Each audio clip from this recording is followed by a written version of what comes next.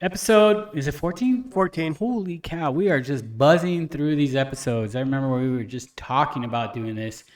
And so life is life. Let's talk about what we always talk about in our intros is sports. And let's go ahead and start off with, you know what, in honor of WNBA, the All-Star games coming up, let's see, because we don't know much about WNBA. We don't watch much. I watch a little bit of it, to be honest. A little bit of the Mercury. All right, well, I don't. So let's pull up some of these players. Like, let's do a fun segment. Let's see who's the hottest WNBA player. How about that? Let's do that. Just because I don't care. No respect for WNBA. No. Okay. I just want to see what we're watching. Like, if I'm skill level wise, you can get mad, whatever. I just don't watch it. No one I know watches WNBA, but I don't know any of the players. So should I go on this first website? It says 38 most beautiful WNBA players. Yeah, there's a website for that. So yeah, why not? All right, I'll pull it up here so everyone can see. Okay. Let's see who's. Right, so ranker.com. So it goes from one down, huh? Yeah. Should we start at the bottom? Let's start at the bottom. Start at the bottom? Yeah. Okay, I'm going to scroll all the way down here. I want to see who. 38. So we're going to have to look at 38. Is it 38? I see 39. 40, actually. Well, there's 40. So let's start at 40. Go ahead. I don't know how to pronounce that. She's 6'2", so no. They're all going to be tall. That's They're true. basketball Damn it, players. We're super short. Let's go off of her. She's also ranked number 12 out of 50 of the top WNBA players of all time. She's not bad looking. No, she's cute.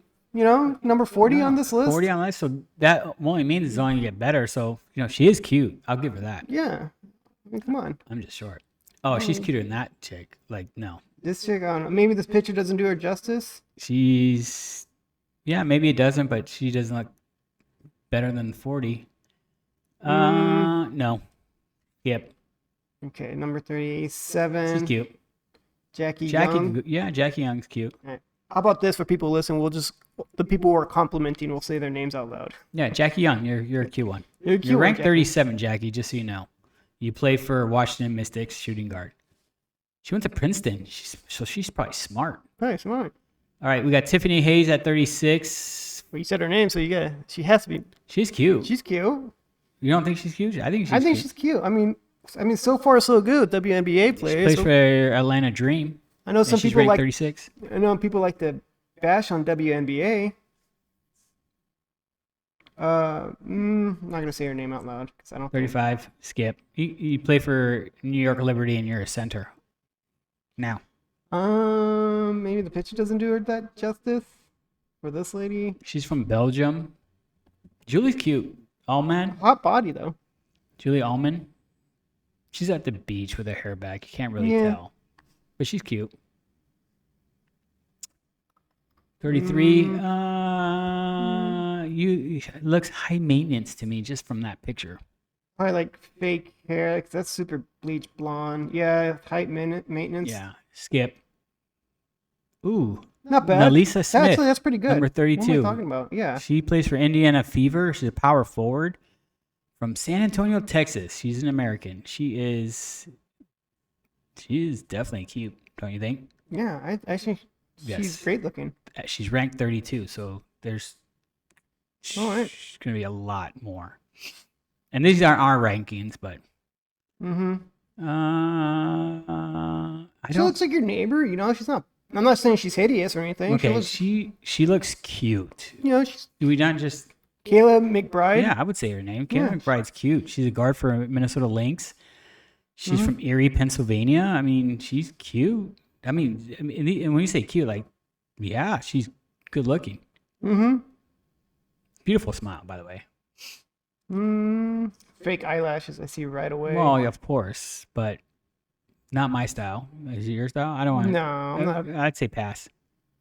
Yeah, number 30 pass. And keep in mind, all these women would probably pass on me, so it doesn't matter. Well, yeah, because all of them are taller than us. Yeah, that's true, too.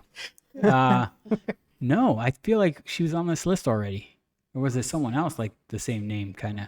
I don't think this lady's that bad. Like I said, like I said before, Well, like that's your neighbor. Looks pretty cute. I'm you can not go ahead. saying You can go ahead and say her name not if you saying think she's so. bad. I mean, this is Megan Gustafson.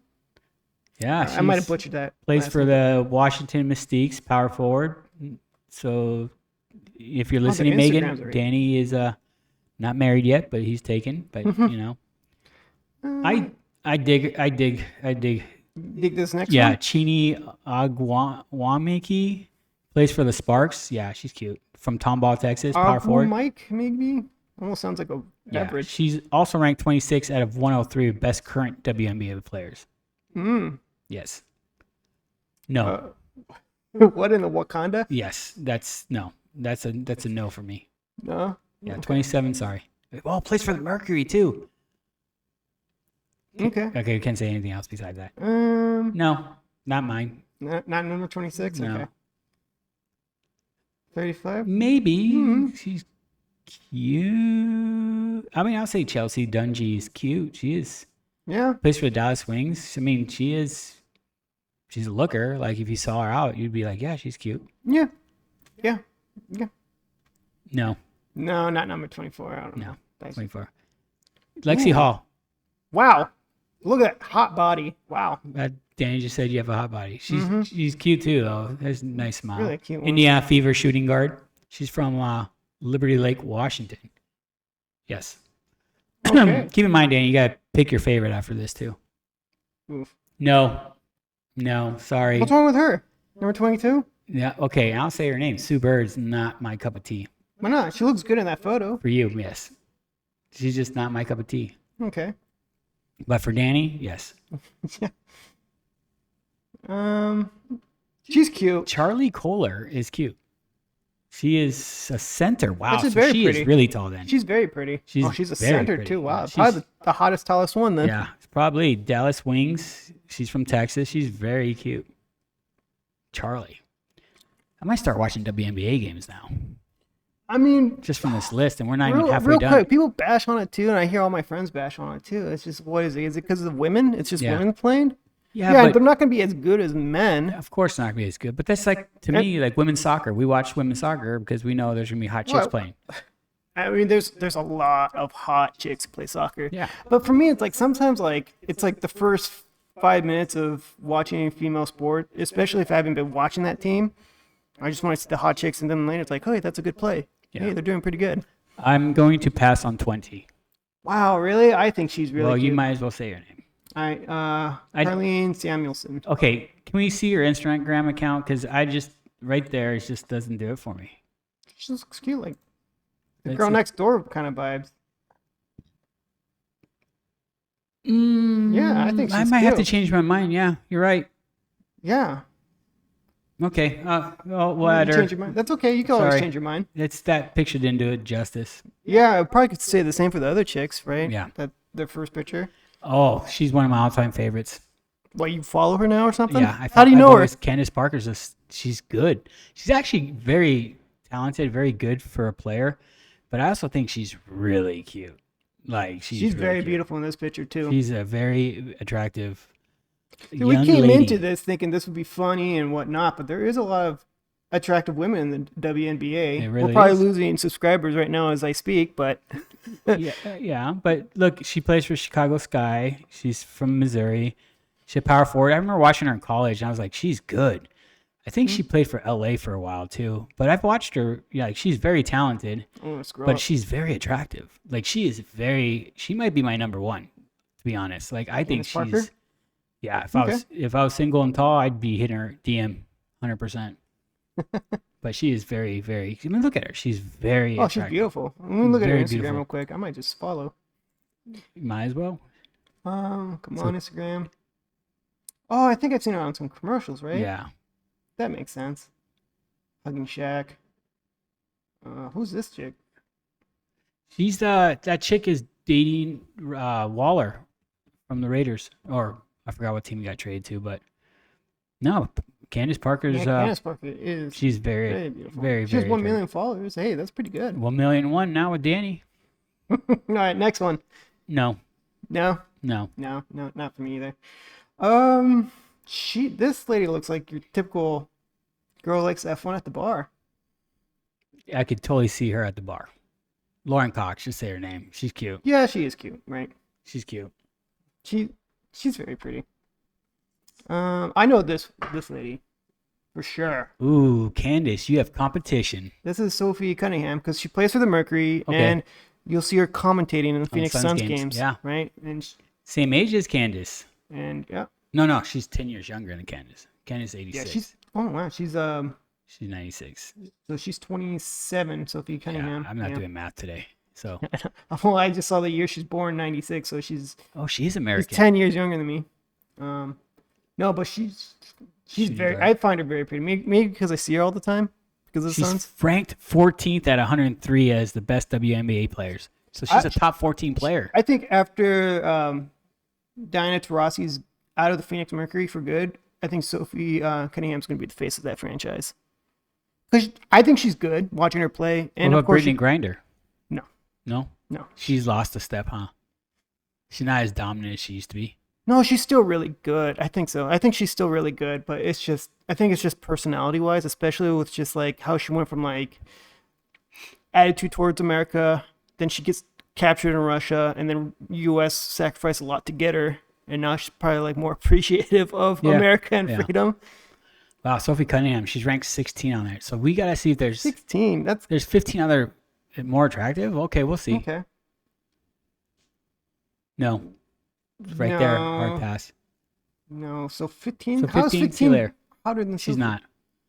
Ooh. I think she's okay. This is another one of my favorites. I wish they listed their height.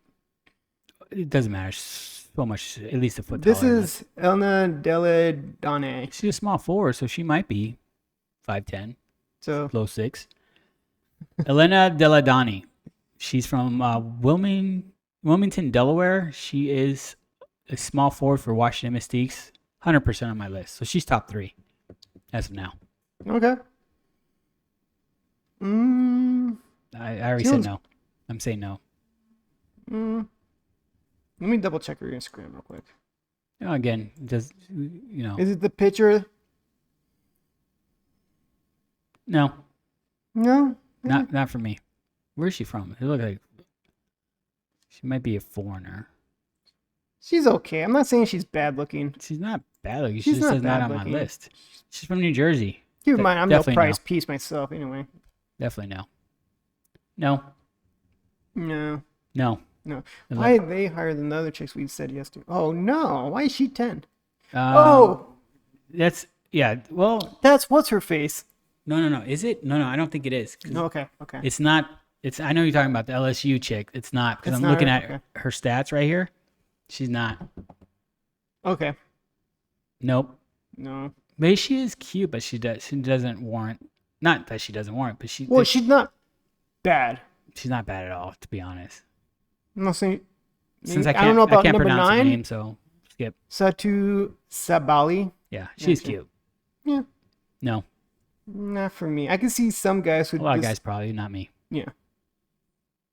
Ooh, I'd have to say, but I don't see what does. She play this picture though, right there. That picture, I'd say yes. Let me double But check let's this double Instagram. check before we say her name.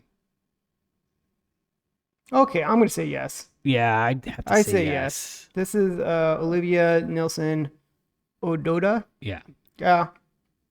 played in UConn.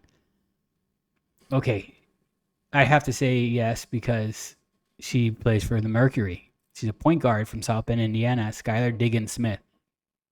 Go to her Instagram just because that picture doesn't do 100% justice, but she is yoked. So you're on your A game if you're dating this chick. Oh, yeah, she is. Oh yeah, she is.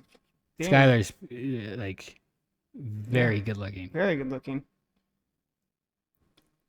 This is like every other girl's Instagram page. Yeah, that is. That's like. Let me just double check. Well, might as well go on their Instagram. Yeah. Like their profile picture, right? Get yeah. an older one of her. Let's Oh, see. she's very attractive. What am I saying? This Yeah, is Katie she's- Lou Samuelson. Katie Lou Samuelson. Very, Los very Angeles Sparks. pretty. Number 4. Could be. Could be. I know definitely some guys I know who'd be interested. This is their type. Could be. I think she's Probably not cute. for me, but she is attractive. She is attractive. She is super attractive. She's Arlia Girantes yeah. plays for the Sparks. She's a guard. She's very attractive. She's too high maintenance for me. Alana Smith is from Tasmania. Another Phoenix Mercury. Tasmania, Australia. Tasmania. Phoenix Mercury? What? There's like...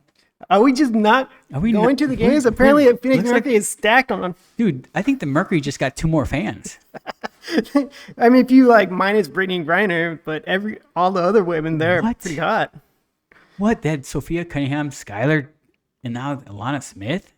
Yes, please. Number 2. No, that's an ad. Hold on. Oh, that was an ad? Yeah. Very attractive. Monique Billings. Billings, yeah. Monique Atlanta Billings. Dream power forward from California. She is very pretty. Look at her face. Like I mean, her body's ridiculous, but right. She has a very pretty face. Let's go back on her. I'm not done. Go to her Instagram. I gotta see more. She's not gonna get kicked out or anything. I'm just saying. Yeah. I like the first picture.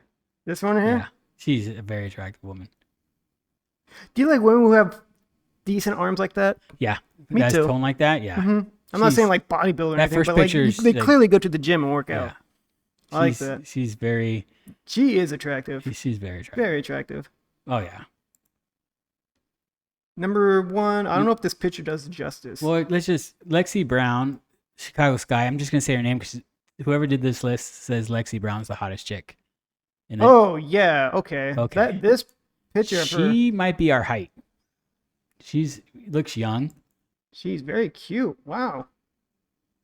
Okay. She's adorable. Borderline adorable. Not my top 3, though. So, Danny, go ahead and give me your top 3. Oh, I don't know. Or your top 1, if you have to. I don't know. Going through that list, there was a lot of good ones. Because I like, there was only one who I really knew on this list was the Sophie Cunningham. Because see her on the Phoenix Suns, and sometimes I'll watch some Mercury games. But I don't know. We kind of went in this thought we had a good gig with WNBA players. Because they don't get respect. No, I don't believe so. But then when we go through them, like, yeah, there is actually some very attractive I thought there would be a lot of butch chicks, and we were going to, like, laugh and be like, haha, this is why we don't watch it. Now I'm like, we got to start watching. I know. Well, it's kind of, I guess it's fair because a lot of women watch guy sports and judge a lot of guys how they're hot and stuff. Let's be honest. My wife watches some sports because the guys. What difference does it make when the roles reverse? We're guys looking at the female players. Cristiano Ronaldo, you don't give a crap about him. You just think he's hot. No, but I don't know, because it's another thing. It's like you want to be supportive of female athletes because if you have daughters, you're gonna want them to 100%. If they aspire to be an athlete, you want them to, you want to support them and not have people make fun of them because they're just a woman. Yeah, I know the games are not, I guess, as exciting as men's, but they're still pretty good. In my personal opinion, I think they're pretty good. The chick that was number 1 on this is very attractive, but not mine.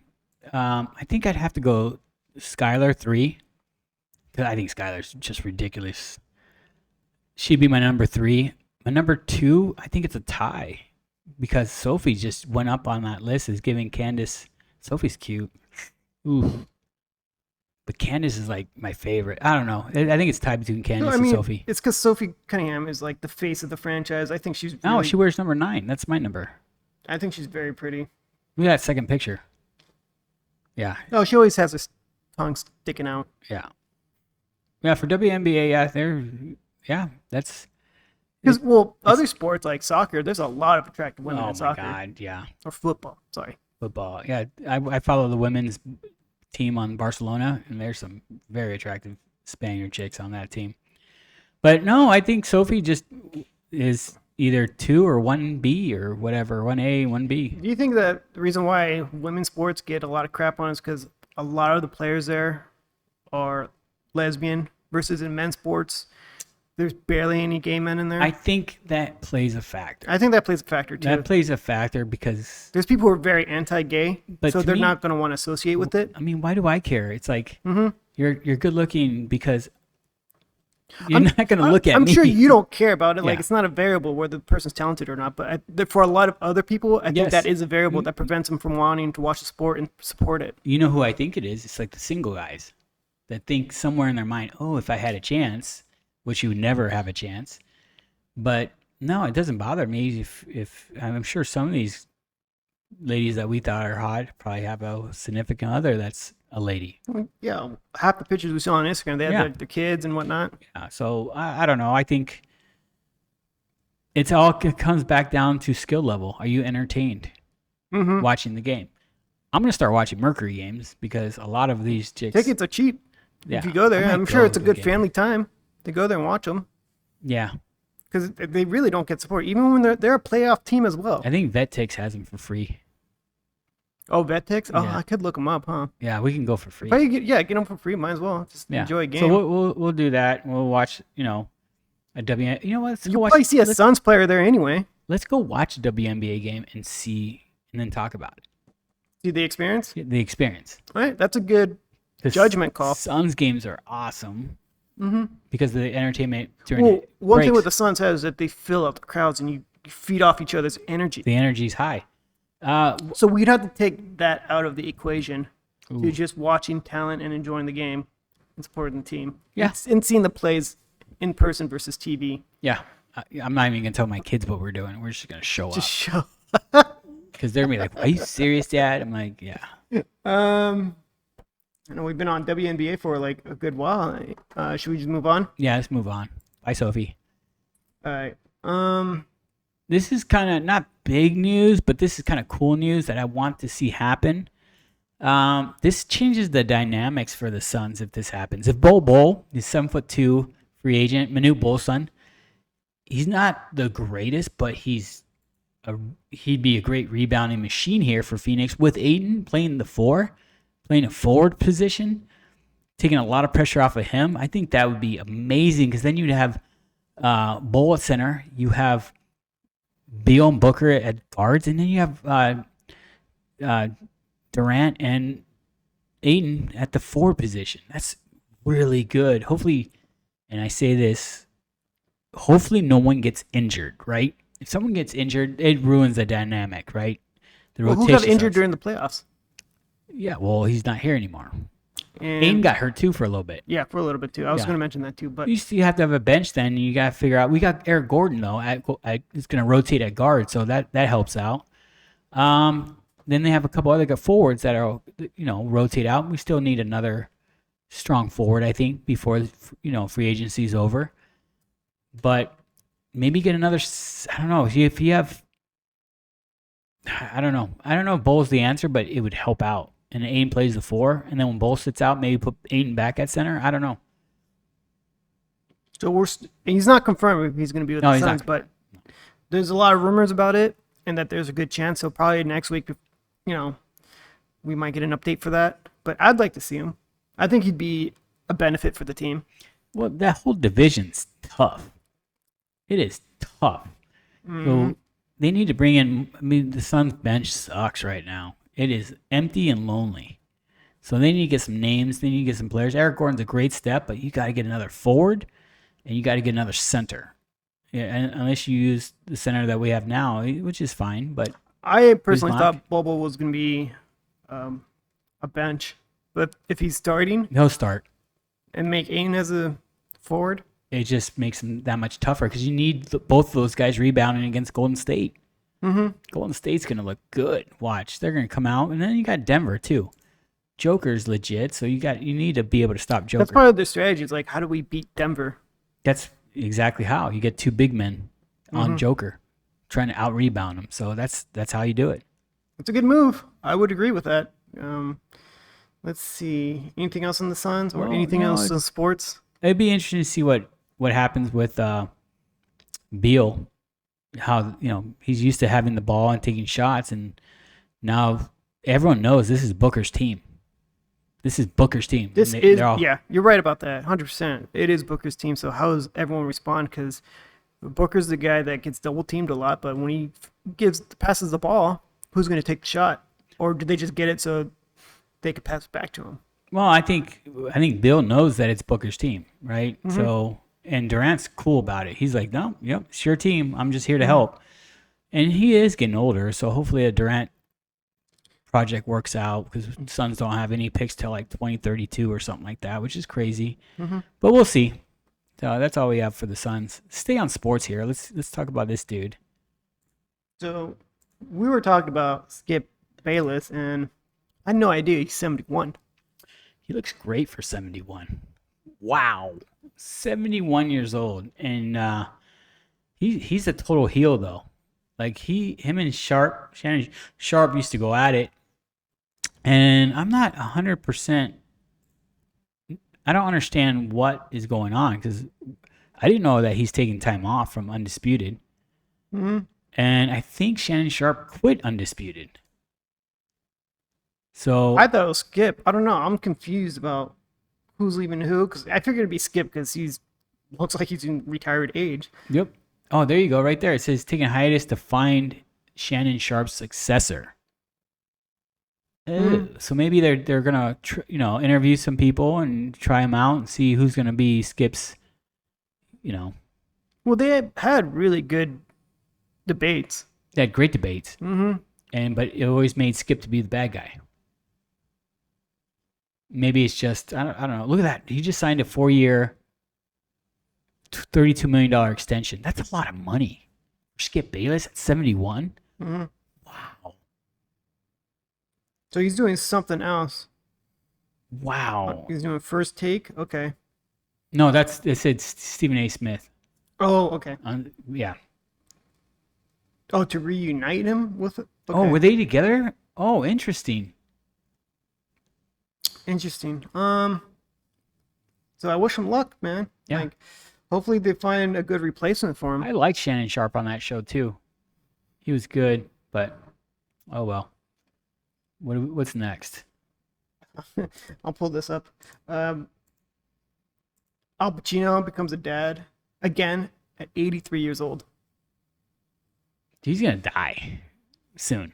Like Our dad is what, 74? oh yeah, yeah. Imagine if like If 9 years oh from my now, God. If he said I'm he's having a like, kid, I'm like, dude, I you're knocked gonna up my mistress. Like, Dad, I didn't know you had die. one. Yeah, so we gotta take care of this kid now. Like that's exactly what it is. Like his other sons are probably like, and So their sons are like in Oh their my 50s and maybe girlfriend's 60s. 29. They welcome their first baby together. First, there's not going to be a second. If there is a second, she just. You telling me that 29-year-old couldn't find someone else? But I guess you have to be attractive for someone like Al Pacino to start dating you. What's up with these old men dating these young women? And Robert De Niro just knocked up his girlfriend.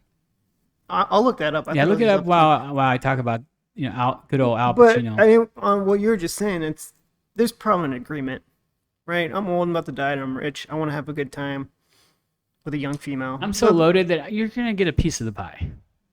Mm-hmm. And she's probably like, okay, a couple $1 million. Because in reality, she has to get a piece of the pie. It's his son, right? That son is going to be entitled. Can you imagine his other kids that are like 50 years old going, what? I have a brother that's just born? That's crazy. And then you got Robert De Niro. He's 79. And just recently had a child. I did not know this. Yeah, that's why I was laughing when I saw Al Pacino because I saw that Robert De Niro just had a kid.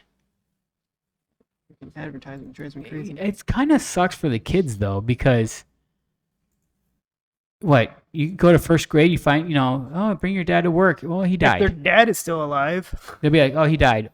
Oh, your dad died? What? How tragic. What did he die of? Old age. Yeah, it's Robert De Niro. Or Al Pacino in this case, because Al Pacino's older. So dude, look, scroll down, look at Robert De Niro. Dude, he looks worse than Pacino.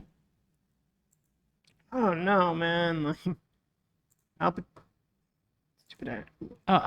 Pacino looks like he just got electrocuted right there.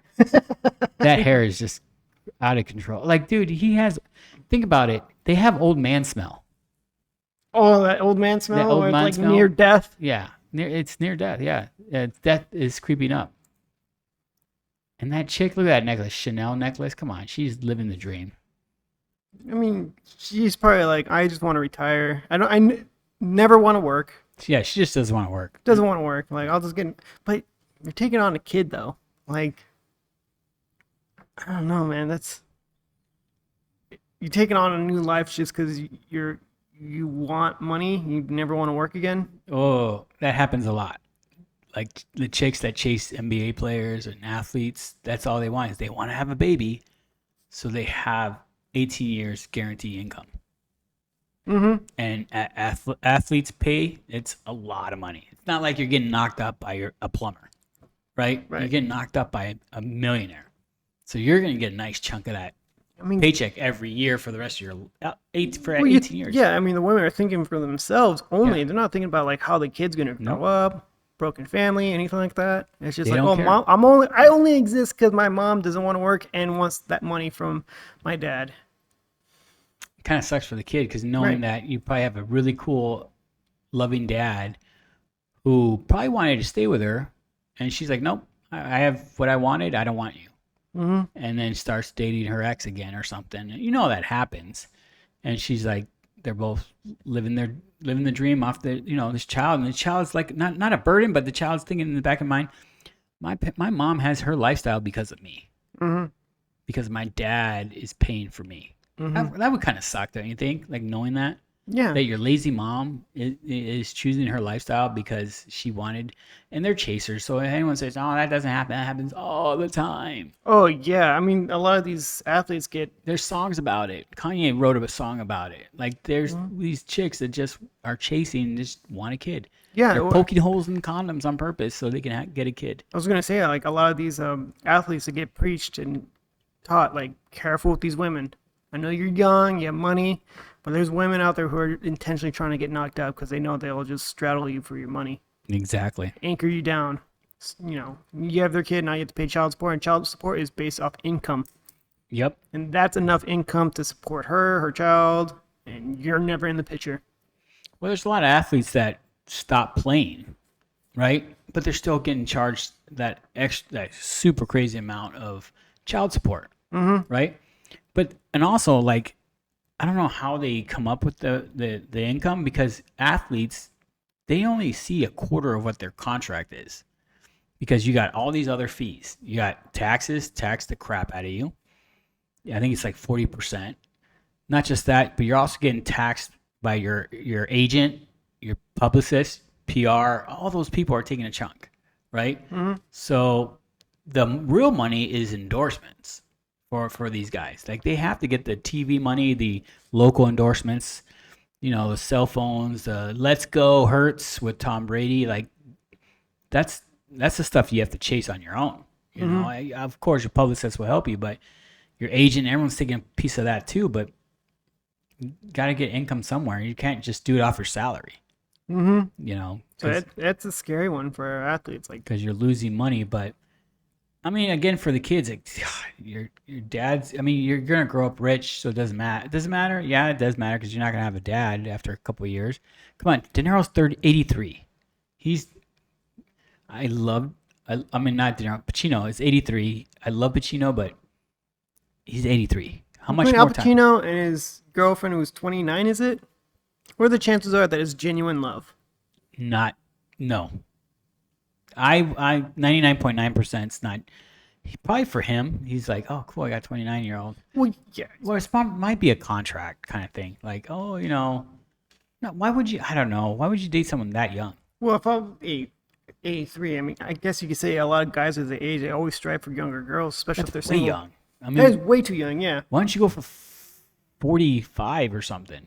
That I don't know. Someone who's not fertile. Exactly. You already have kids. Why do you want more kids?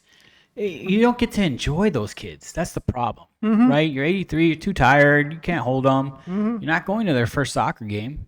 You can't be out. That gets embarrassing. It sucks.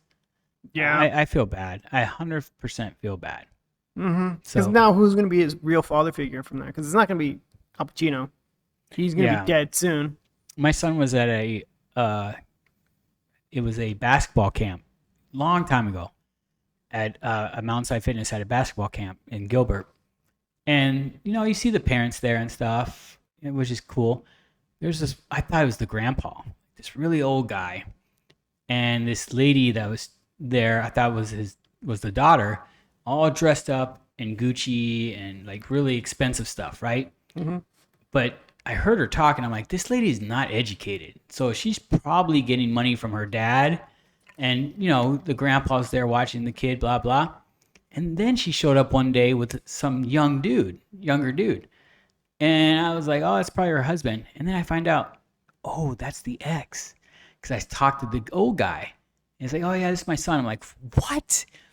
You're 80. Like, you're wearing, and he dressed really well for his, you can tell his stature. He had a nice watch. He had a really nice wardrobe. But I thought he was the grandpa. And I realized, oh, he's the money. Mm-hmm. And he's like, yeah, I'm not with the mom anymore. I'm like, oh, that sucks. And I'm like, tell me more, even though I kind of know more.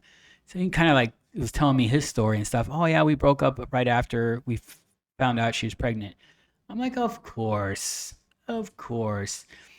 And she was just, I don't want to say, yeah, I'll say it. She's stupid. Like the way she talked, I was like, this girl is ghetto. Mm-hmm. And she had this nice outfits. She had a Louis Vuitton bag, and I totally thought she was the daughter.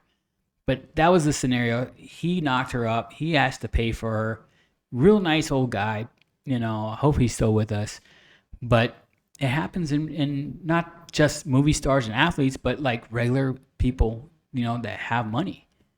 It happens to them too. Like he probably thought genuine love. He found love with this chick that was. She had to have been late 20s. That's why I thought it was the daughter. And he was up in the late 70s.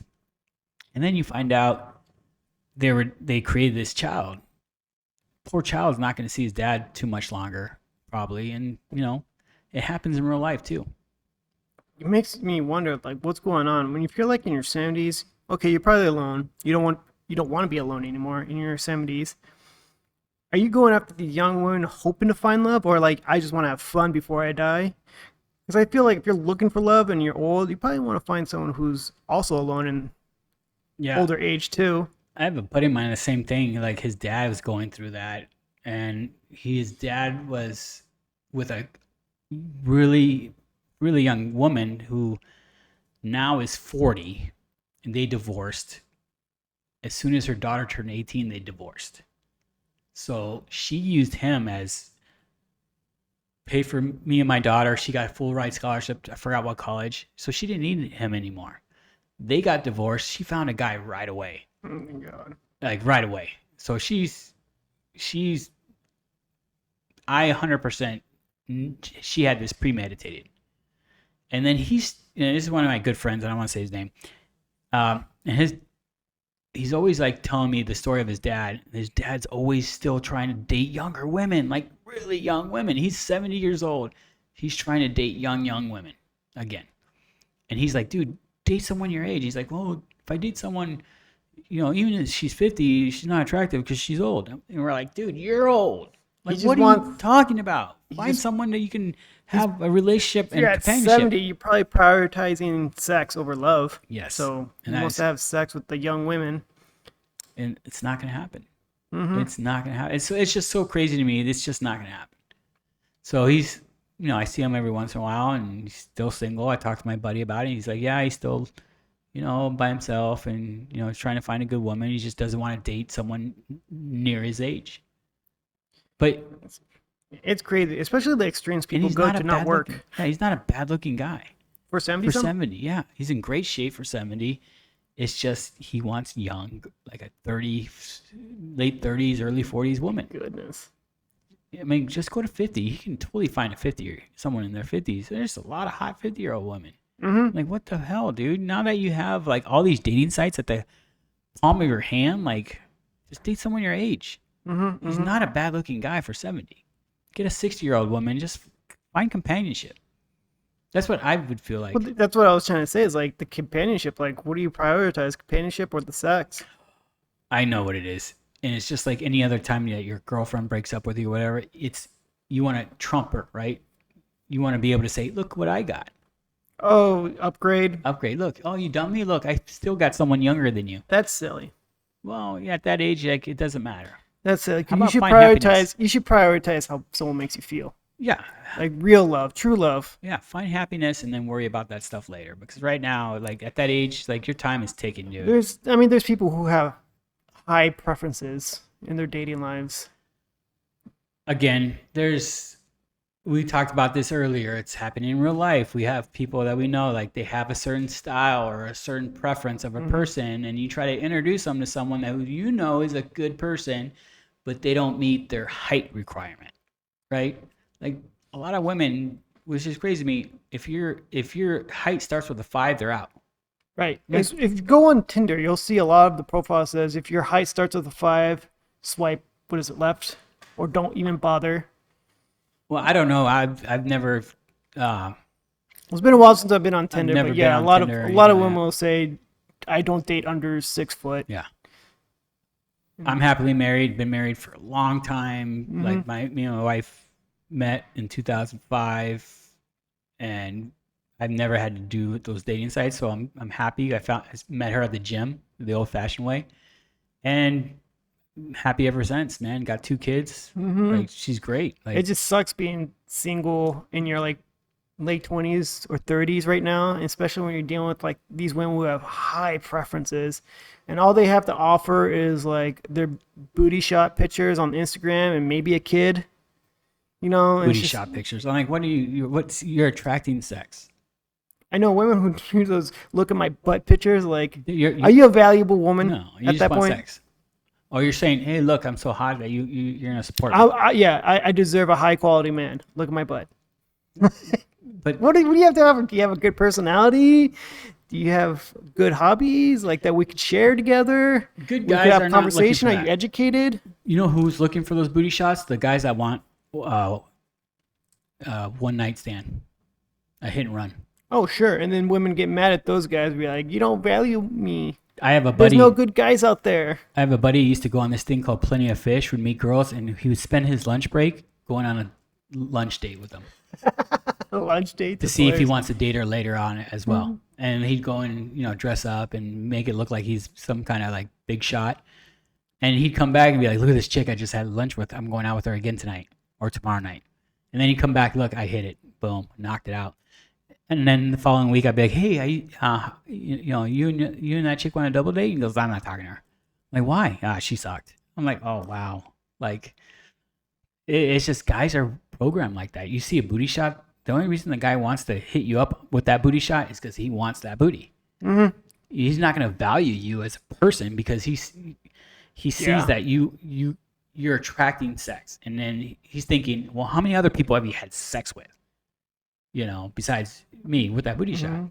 If it was me, I would look for girls that are next door, like that don't have booty shots. If you have a bikini shot from an Instagram pic, that's one thing. As long as, if you're not like, hey, look, this is my main page. No, if your picture's like a headshot or like you hanging out with your friends, like having coffee or something, okay, she's a decent girl. You just want to stay away from the girls that have their main picture as a booty shot or a bikini shot saying, look at me. Yeah, look at my butt pose. Look at my body first. Because then, like, okay, so you're just serving up sex, right? Yeah, especially like the women who have that as like their profile pictures on their Instagram, and you see that they have thousands, millions of followers. It's just a bunch of perverts who want to see more of their pictures like that. And they're just feeding to them. It's like, okay, well, good luck finding a quality guy. Well, it's like right now, like every once in a while on my Instagram or Facebook feed, they'll be like, hey, so-and-so wants to be friends. And I look at her picture, and it's basically brand new. She has a couple followers. She's following nobody. I'm like, this is a fake account. And sometimes, oh, you have a mutual friend or 2 mutual friends. And I look at it, it's like one of my desperate single friends. I'm like, funny. dude, this is a fake account. It's either that or someone trying to build up their social media. But I don't like people I don't know trying to hit me up. Like on those pages. Like, why? If it's on our social media page, Just Luke Show, that's one thing. But if it's my personal account, like, I don't know you, I'm not going to accept it. Every once in a while, I get people that we have a lot of mutual friends, and they think, "Oh, we have mutual friends. We should be friends." I'm like, "Well, you should have a conversation first to see who you are. I don't want to invite you into my world if I don't know you, Hmm. right?" So Yeah, I mean that's just what it is. I mean that's what dating's like. Like you, what are you really looking for? Are you just looking to have fun, have sex, or are you really looking for a relationship? and there's nothing wrong with just finding someone having sex. That's your If that's what you're doing, and you both agree to that. That's yes. good. But if We you're all like, I want to find a high quality man here in my booty shots, that's all I have to offer. You're not gonna we all find. know someone's gonna fall in love and Mm-hmm. be a little more needy than the other person. Mm-hmm. Plain and simple. Um, Not to get off subject, but that's kind of like what's like cheaters too, right? Like, oh, I'm married, you're married, let's just have some fun. But someone's gonna have feelings, right? Mm-hmm. Like, oh, my life sucks. I like this person. The other person's thinking, I love my wife, but I want to try something different. Like Do you really love your wife that much? If you're at that point. I only say that because I just saw Fatal Attraction on Paramount, Mm. and the dude loved his wife. He's just like not one night stand, but he's just having fun in his eyes. But it hurts. Like you're gonna get caught Mm-hmm. if you cheat, you're gonna get caught. Absolutely. There's no, I mean, you're gonna get caught. Like your mannerisms have to change. You think, right? And I hate to say it, but what if you, what if you're the one that has feelings? Like, oh, this chick, she's married, I'm married.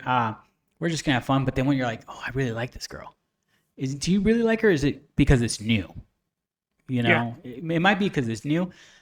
I think, I don't like to talk about other people's lives, and that's maybe you should have a conversation and get divorced before you do something like that, right?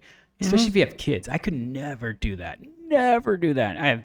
I respect my wife way too much, and I love my kids. If me and my wife, It's because you know what you have to lose. It's I not worth have it, way too much to lose, and right? it's not just And I think some people just miss the feeling of meeting someone new. Things are you exciting. should Things never are got kicking married. off. Should never got married then. Mm-hmm. It's to till death do you apart. Like for me, like I I I would be a piece of shit if I did that. I Mm-hmm. have two awesome kids. A broken family would suck. I'm hurting them.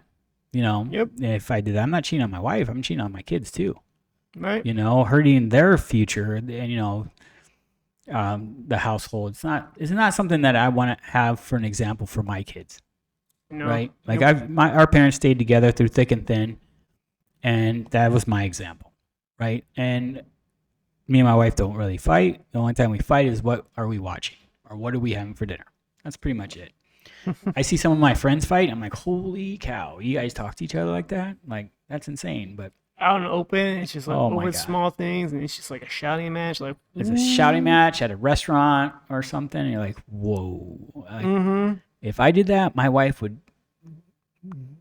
kick my butt. Like, Well, it's something like that. It's like it should be a reflection on you, how you treat other people, especially your significant other. yeah, no, I agree with you on that. It's just, I don't know.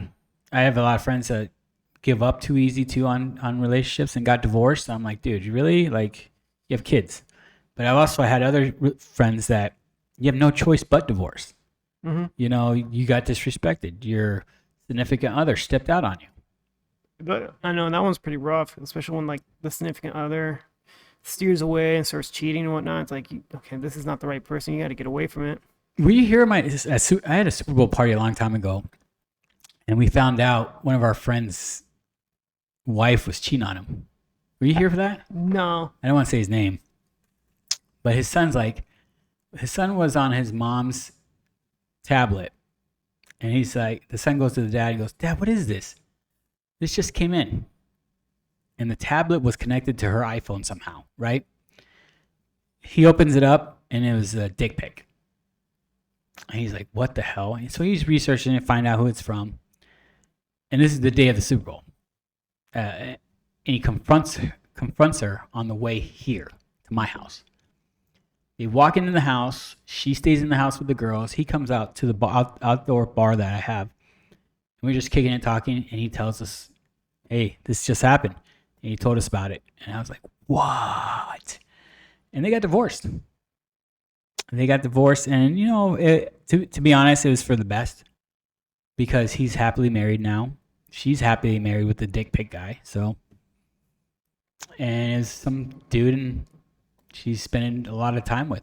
She was in a band, and it was a person in her band, and it is what it is. That's pretty rough. Yeah, but I feel bad for him at the time, but actually it was godsend because now he's super happy.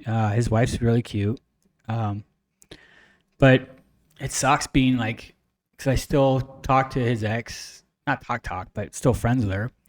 I saw her ex at a lot of my daughter's dance competitions. Great person. It just didn't work out for him, and they're both better off because of it, which sounds crazy right now, but they really are. He didn't know that he was happy, but she wasn't. But then now they're both happy, right? So he's in a really good spot, and she's in the same spot with the same guy. I guess that's a tough conversation when one person's happy but the other one isn't and doesn't know how to express that. So they start wandering eyes, start getting excited, talking to someone else. One thing leads to another, or cheating on them before they could even really have the courage to say, I want out of this relationship. Well, I like that the way you said it. One thing leads to another, and you're right. Maybe she was thinking about cheating on him, but they're out playing late and maybe drinking or whatever, drugs, and something happened, and then it just became a thing, and they got caught. Who knows how long it would have took? The taboo was probably just exciting. Yeah, I get it. It's something new, something different, and you want to know if you still have it or not, right? I guess, and it happens. So it is what it is. Relationships are rough. They can Yeah, be rough. yeah. So if you're in a relationship, just Well, do you think people could be confused whether they want a relationship or if they just want fun, or they're just confused like the person they thought they fell in love with, they missed a lot of red flags? love is blind. So a lot of times you can miss red flags because I feel like I only say this because I have proof of this. Is a lot of women, they get older and they feel like, oh shoot, I'm gonna turn 30 soon. My clock is ticking. I need to get married because my other siblings are married and my friends are married. I'm the single one in my friend group. And they date someone and they mistake a lot of red flags that their friends are telling them, dude, no, this guy's not good for you. And she's like, oh, I'm in love, blah, blah. And he's good looking, this and that. And then she gets cheated on after they get married because he feels like he was rushed into something he really didn't want. It happens.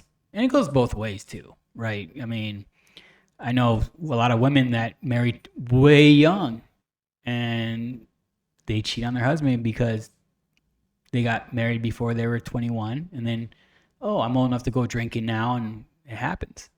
Or that was the only guy they really, really had a deep conversation with until they start having other conversations with other guys. Like, you know what? I align with this person much more. Oh, yeah, I love hanging out with this person. Like, where's this small town girl that moves here to a big city with her small town boyfriend at the time?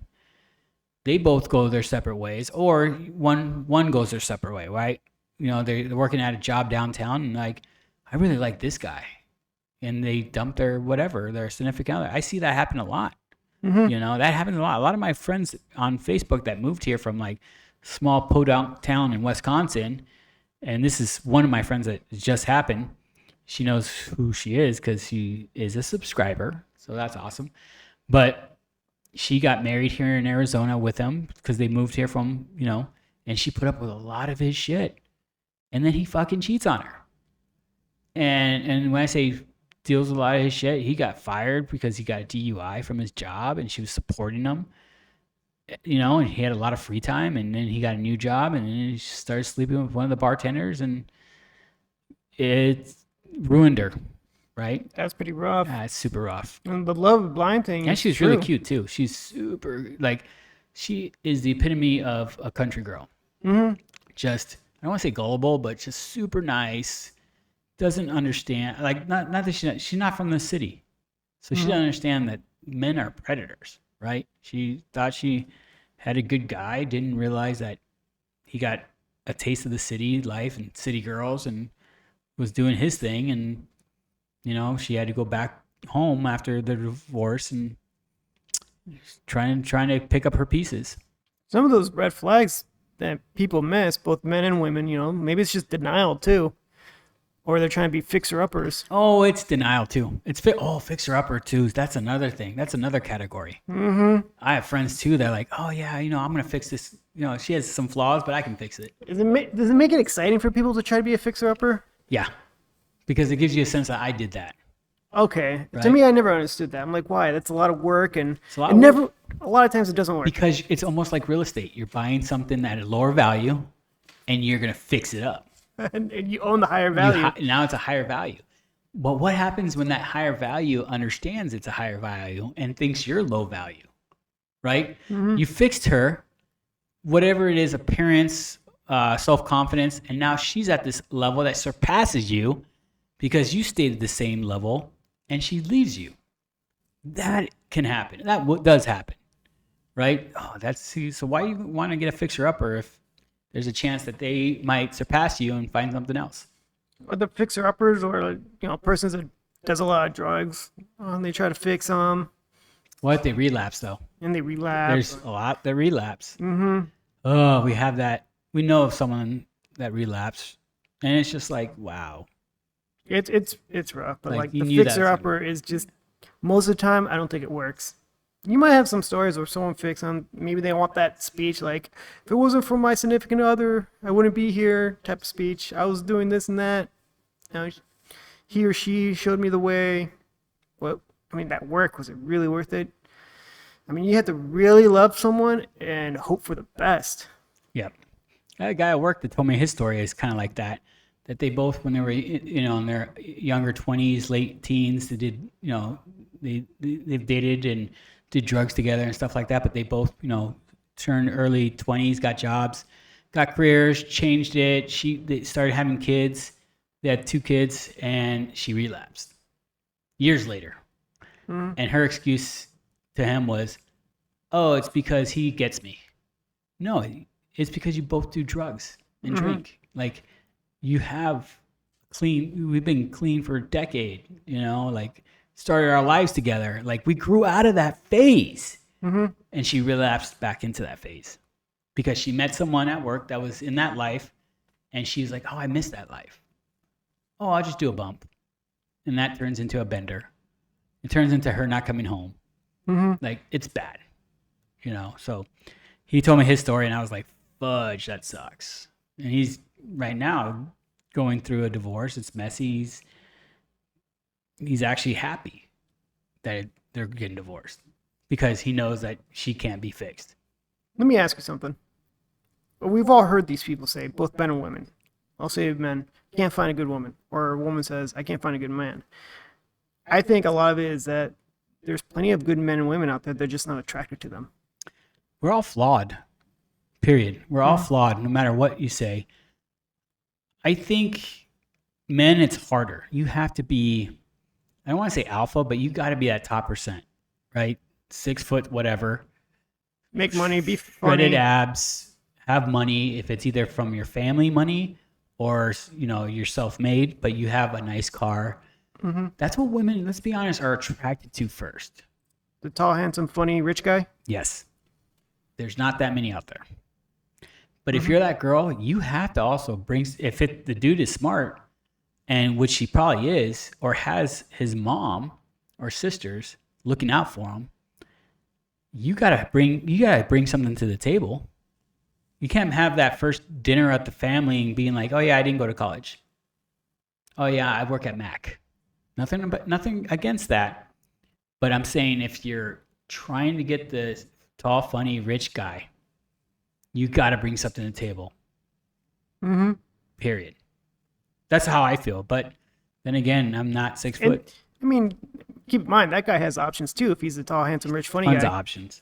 Mm-hmm. And he's going to have other people in his, we'll call it tier system, that are successful, make her own money, and they get together. Mm-hmm. That's how it usually is. But you also have the high school sweetie, right? where, oh, no, you don't have to go to school. I'll make all the money. You stay home with the kids. That works. It does work. I have a friend from high school that worked for him, and they're happily married. It works for half of the military too.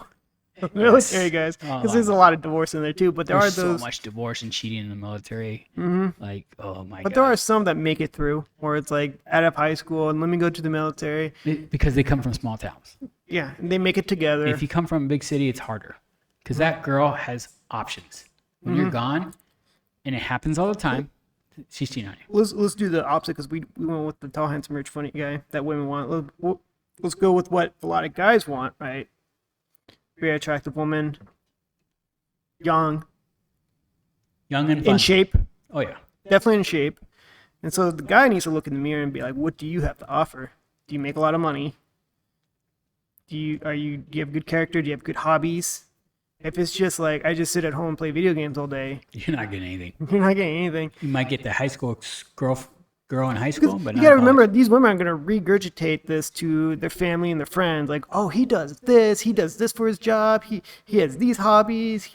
Yeah. This and that. He's a real man, not like, oh, he just likes to play video games all day and stay home and stuff. It's like, that's not fun. That's not. In fact, this woman who's in good shape, attractive, young, she's gonna have options. She's not gonna Tons of go. options. She's not gonna go for that guy who's out of shape, Unless he's rich. doesn't make a lot of money. Unless he's rich. Unless he's rich, maybe. There's other rich guys You can too be- who are in shape. Yeah, but you can be ugly and rich. Sometimes chicks don't want the good-looking rich guy because he has options. This ugly, fat, rich dude doesn't have options, so he's not going to cheat on you. No, but she could be taking him for a sucker, though. That's the only reason Right. she would date him is because But of that. Yes, it does happen. But let's just go with like genuine. Like this, if a guy who wants a genuine love, like look in the mirror and you're like, are you in shape? Are you getting off your ass? Are you making that money? Because the high value woman you want is not going to look at a guy like you unless you're doing things that brings up your value. So if you want like a genuine person, but you're like, you have these weird preferences. I mean, we're talking about Andrew Tate, right? Remember the whole thing about like, he tells guys how to be alpha, get off your ass, work out, do your push-ups, just become a higher value. So Have the a woman- routine. It's all routine with Andrew Tate, the whole movement that he has. But it's also like Andy Elliott that we talked about. He's pretty much the same thing. You got to have a routine. You got to be able to offer something. You got to be able to do this. You can't be lazy because you're not just being lazy for you. You're being lazy for your loved ones. I mean, there's not much women out there who's attracted to guys who are lazy. Unless they're rich. Because then if you're rich, you're like, okay, you sit on the couch. I'm going to go out with the girls. I'm going to spend our money. I don't know if that's going to be a good lasting relationship or It a won't- healthy no, one it's at not least. lasting. Oh, if it's genuine? No. I'm talking about genuine. No, it doesn't work out. Because you both have to be active. You both have to have things you like and going out, working out together, or you have to have common things to be able for it to work. Right? So Yeah, because if you want a woman who genuinely loves you for who you are and you're a lazy guy, how often does that happen? not genuine. If we're talking about genuine, very unlikely. Nope.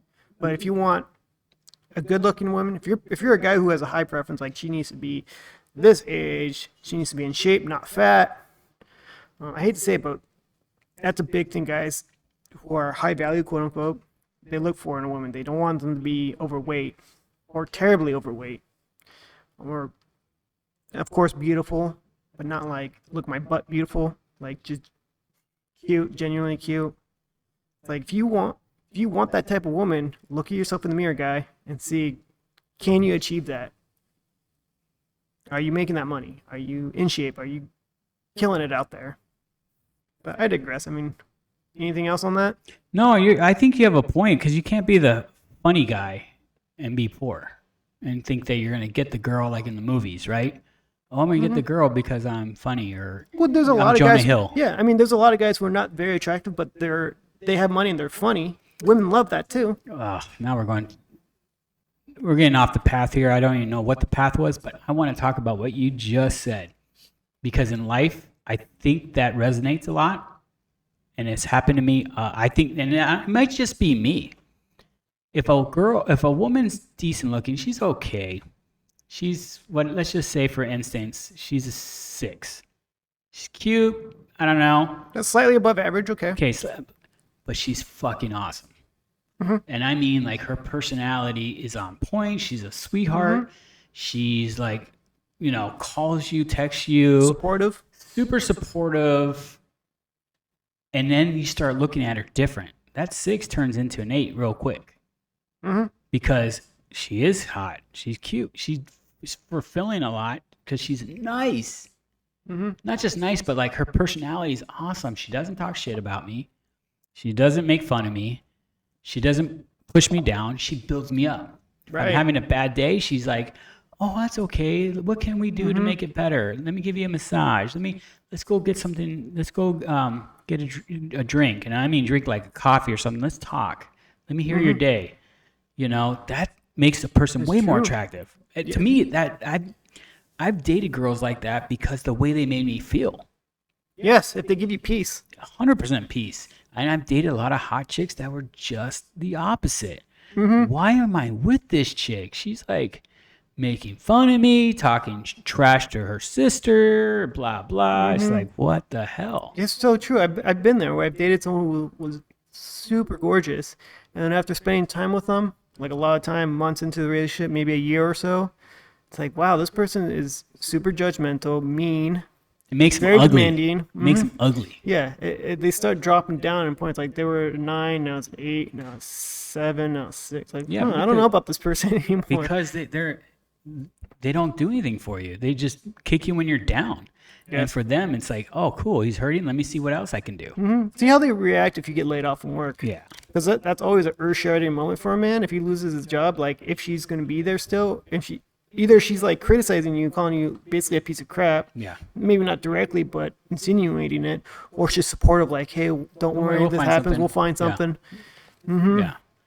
No, that's. But to your point, like a woman who is awesome and is on your side is immediately more attractive. Yes, very true. So I saw that all the time. My buddies would be like, oh, I'm dating this chick. She's not that cute. She's all right. And then you meet her and like, oh my God, do you have a sister?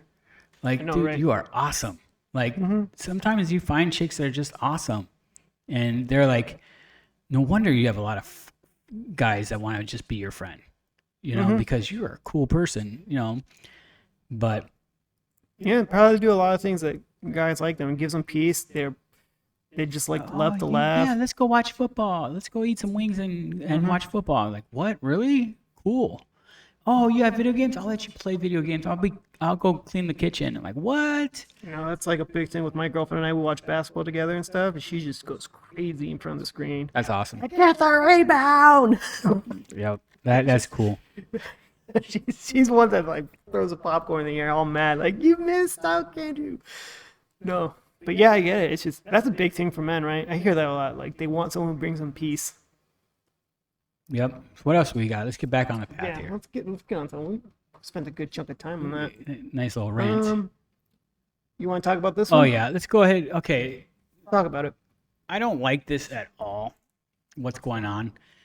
There's a movie called The Sound of Freedom. It's about child sex trafficking. It's a real thing, right? The severity, I don't know, in the U.S., we're not privy to all that information. The media doesn't put a lot on there. But, like, being from Mexico, like, going to Mexico when we were younger, you'd always hear the stories of kids getting, kidnapped and stuff. And we saw it firsthand when we were little. Like, our little sister, some dude tried to snatch her at a festival. Do you remember that? No, I don't remember that at all. We'll talk to Mom today about it. Our youngest sister was, some old man grabbed her and was like carrying her off. And I can't remember if it was my mom or one of her sisters that just grabbed her and was yelling at this guy. And this guy was carrying her off away from the festival. So it happens, they sell these kids. It happens. But when I say I don't like what's going on, is the media is downplaying it, right? CNN had a video up and saying that this propaganda, QAnon, is it QAnon? QAnon. QAnon propaganda, and that Jim Caviezel speaks at QAnon conventions. That's a lie. The dude is super Christian. That's all. He's super Christian. I've seen him at my church. He spoke at our church. It's a great story. And the fact that you're going to say that he's QAnon and this is QAnon propaganda, that makes me sick. Like, dude, no, it's not. He's very passionate about sex trafficking. He's very passionate about innocent children being taken and used for sex or whatnot, So I haven't seen the movie yet. I want to see it. I've heard early reviews from friends of mine, and they said it's freaking powerful. And at the end, there's a Jim Caviezel talks at the end of the credits, and it's a very uplifting, very powerful little speech he has. I want to see it. My wife really wants to see it. I've known about Tim for a long time. The guy Tim Ballard, he's from Utah, where my wife's from, and the dude, I've known of him doing these operations for years, and I was like, dude, that's pretty cool that he's doing this. And then I've always heard of the story. Now I can watch the story. And for anybody that tears them down or says that, anything negative, they need to look in the mirror. Like, this guy's saving kids. Like, he really is saving kids. And you're gonna try to say it's propaganda? No. Your show's propaganda. And I want to hear, this isn't even a lefty-righty situation, right? It's not Democrats versus Republican. This is child sex trafficking. For you to say anything negative about what they're doing is crazy. For you to say, don't watch this movie, it's propaganda. What the hell? What the hell? What do you think? Well, let me pull up the clip. There's one from CNN that you were talking about. It's probably this one, right? That I have here. Okay, let me show the audience. Listen to what she says right at the beginning. And let me increase the size of this. And you seem pretty familiar with him because he doesn't really hide his association with this real wild plot that involves, drinking the blood of children and things like that. Wild plot. No, he doesn't hide it at all. And you have a lot of people who are in this world of QAnon who say, oh, they don't know what that is. They've never heard of it. They're just asking questions. With somebody like Jim Caviezel, he is openly embracing it. He's openly using its catchphrases and its concepts. He's speaking at QAnon conventions. And this film is being marketed to either specific QAnon believers or to people who believe all of the same tenets as QAnon, but claim they don't know what it is. And The Sound of Freedom does focus on a real issue of sex trafficking. But that theme, it's sort of like that kernel of truth that feeds the QAnon conspiracy theory. Tell us how those two things work together. Sure, and the most durable and the most believable conspiracy theories are not entirely false. There's something in them that is true and the rest of it is false, but the believers point to the one true thing and they say, oh, you don't believe that this particular thing is true. In terms of child trafficking, we know trafficking is real. We know it has real victims. No one is denying that. But these films are created out of moral panics. They're created out of bogus statistics. They're created out of fear. And with something like Sound of Freedom, it specifically is looking at QAnon concepts of these child trafficking rings that are run by the high-level elites, and only people like Tim Ballard and only people like Jim Caviezel, and by extension, only people like the ticket buyer can help bring these trafficking rings down. So there's a very participatory element. You're not just going to see a movie, you're just killing 2 hours on a hot day. You are helping bring down these pedophile rings and save children. Now, it's not true, but it's a very comforting and it's a very warm feeling. Not true, he says. So, let me take that off. Mike Rothschild is an idiot. So, okay, let me see if I get his argument correct. So that guy was just talking about Rothschild, and the guy in the movie, the star, what's his name? Jim Caviezel is a QAnon person. I've never heard that. I've never heard of that too. Never heard of that. He's a hardcore Christian. Mm-hmm. I've never heard him say. I've never heard that link until the movie. He was the guy who played Jesus in Passion of the Christ, Yes. right? And one of my favorite all-time movies, The Count of Monte Cristo, Okay. with Henry Cavill. So he's saying that just because you go watch the movie doesn't mean you're an activist. You're making a difference, right? Is he just alluding that like this is just still just a movie to make money, or is it? That it's just propaganda, blah blah. No production wanted to take this movie. They had to go like low budget film company to do it, right? No one wanted to touch this, and now that it's out, none of those companies thought it was going to get built or done. Now that it's out there, they're like, "Oh shoot, this is out there." This is all like the Epstein Island crap. It's all connected. Like, why are we keeping this quiet? Why are we not talking about this more or have more self awareness about this? Right? Instead, the media is going to talk trash about it. Now, the drinking blood thing, I don't know about that. Is it true? Maybe. I don't know. I don't know. Right? But why are they killing these kids when they hit a certain age? Right? Like, they have sex with these kids when they're young, and then when they're older, they harvest their organs. Like, that's real. Like, we know that's real, but why are we not talking about it? Now that this movie's out, people are waking up and realizing this can happen. You can't say it's fake because all you have to do is go find the parents of one of the missing kids and hear their story, you know? I'm trying to find information about how Him being connected, he's not connected connected. to QAnon. He's not I'm having a connected. hard time with it. The media is just going to try to decredit Jim Caviezel in the movie. That's all they're doing. Tim Ballard's a good dude, and you're gonna try to say that this didn't happen or that. Come on, dude. Like, you guys are overreaching. But why are they doing it that way? I'm Is it curious to scripted? see if someone in the comment section will show a connection of him to QAnon because I'm having a hard time finding it on the internet right You're now. not going to. But if someone does, hey, put it in the comments, or just tell us what you think about Well, it. nothing hard. I mean, they're saying that he's a QAnon person, but like, okay, the guy in the video we saw says he did a speech. I'm like, I'm trying to find that speech. I'm not finding it. I'm trying to find like a strong Evidence. evidence that he's There's connected no. to it. All it is, I see a lot of just BS fluff with no sources to it. There's no sources. He's just a good Christian. And people like him and Mel Gibson are being like, right now, like, oh, they're QAnon, this and that. No, they're not. Dude, they're not QAnon. I don't even know if QAnon even exists anymore, right? Or if it did exist, it's not The around. one on HBO basically just showed who really is without even saying it is them.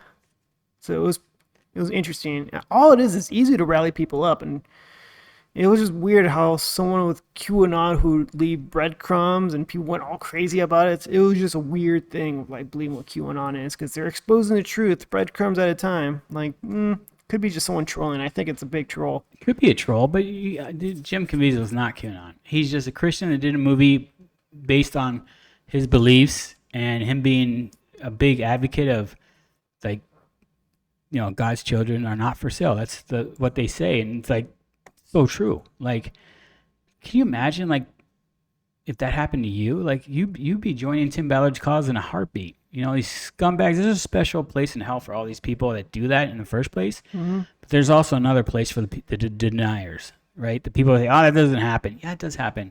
It's because you're in America. We're so guarded, right? Mm-hmm. I mean, go to a third world country and see how it is.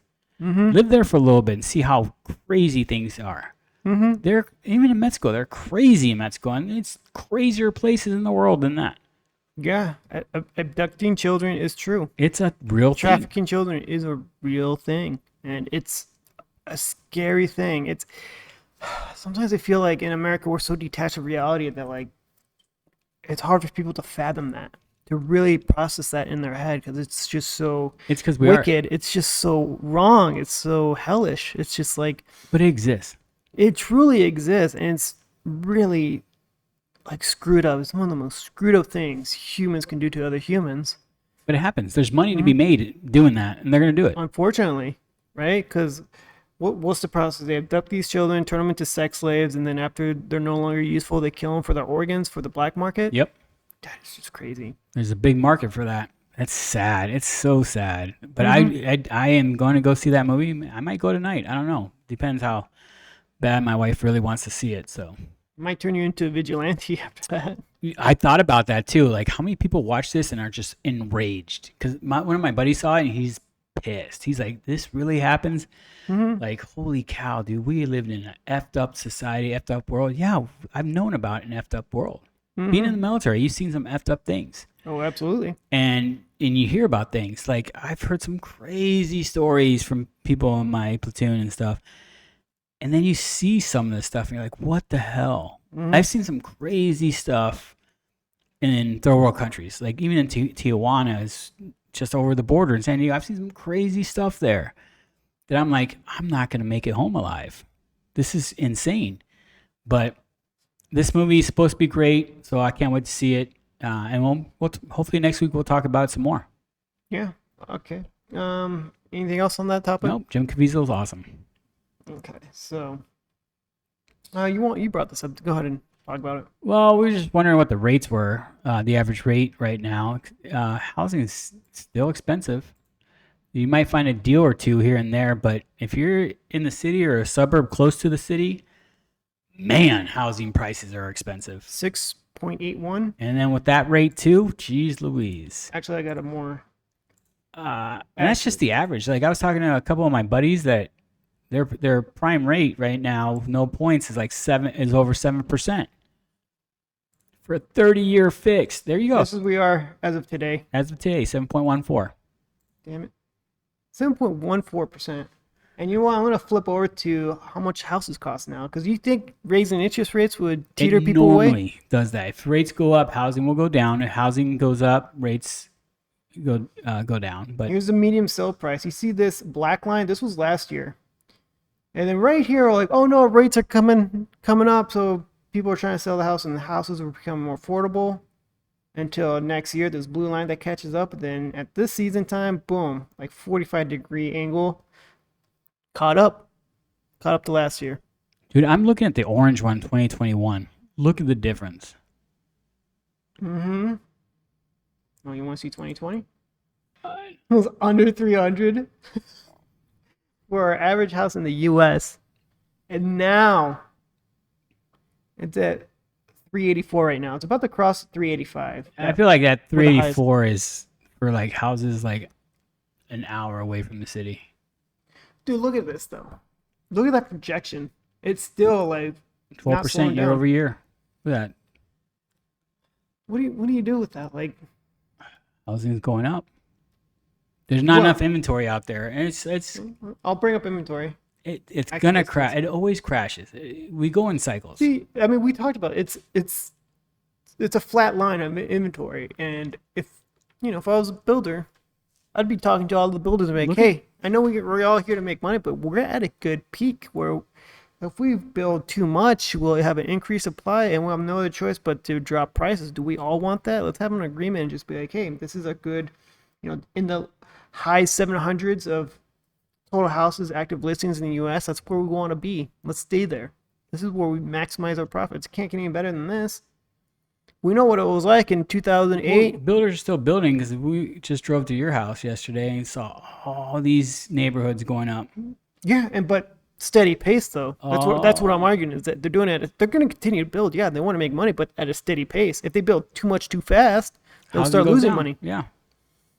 But I mean, you have to build. You can't stop building. You won't make money. But if you build too much, you also won't make as much money. But this perfect steady pace right here, this is where they're maximizing their money because we just saw the new medium prices for homes. It's like way up there. Well, the new builds, you do the pre-sale and you could sell out and then you start building. See, look, new listings, median prices. This is the houses that are just up for 2 weeks. So that crossed more than last year. Isn't that crazy? Last year sucked. This year sucks. Next year sucks. New listings overall in the country are flat. But what do you do with that, Luke? What do you do with that? I don't know. Like, Nothing. at this point, do you just tell people, hey, if you want a home, you have to get in now? And then just wait for I have a buddy of mine just bit the bullet and just bought a new house in Ahwatukee. And his rate's 7+ right now. Mm-hmm. Is renegotiating because the AC, they found out the AC is going to go out. and he's going to renegotiate points in the loan so his rate will be lower, and he'll just buy AC unit. But he's the same boat. Like, rates have to come down sometime. So within the next year or two, he'll be able to refinance. But all these people with low rates, you're not. I've heard this argument that like the current state of the housing market, we're going to be feeling this for another till the end of the decade, where it's just unaffordable. It keeps going up in price. You can keep throwing interest rates at it to deter people away, but there's still going to be someone who's going to buy it all cash and not worry about interest. The ultra rich and the companies that can do that. But as far as like affordability, we've already passed that line. We're way beyond unaffordable. Way beyond unaffordable. Like even some 2-income families can't afford the house they want. Right. So what do you do with the middle class now? Middle class is going away because they're going to build tiny homes. Oh yeah, I saw that. That's like the new thing. That's like, going to be the new thing. Watch. How about FU, man? How about FU? If you're telling me it's okay to have a tiny house, but you have a big house, FU, big time.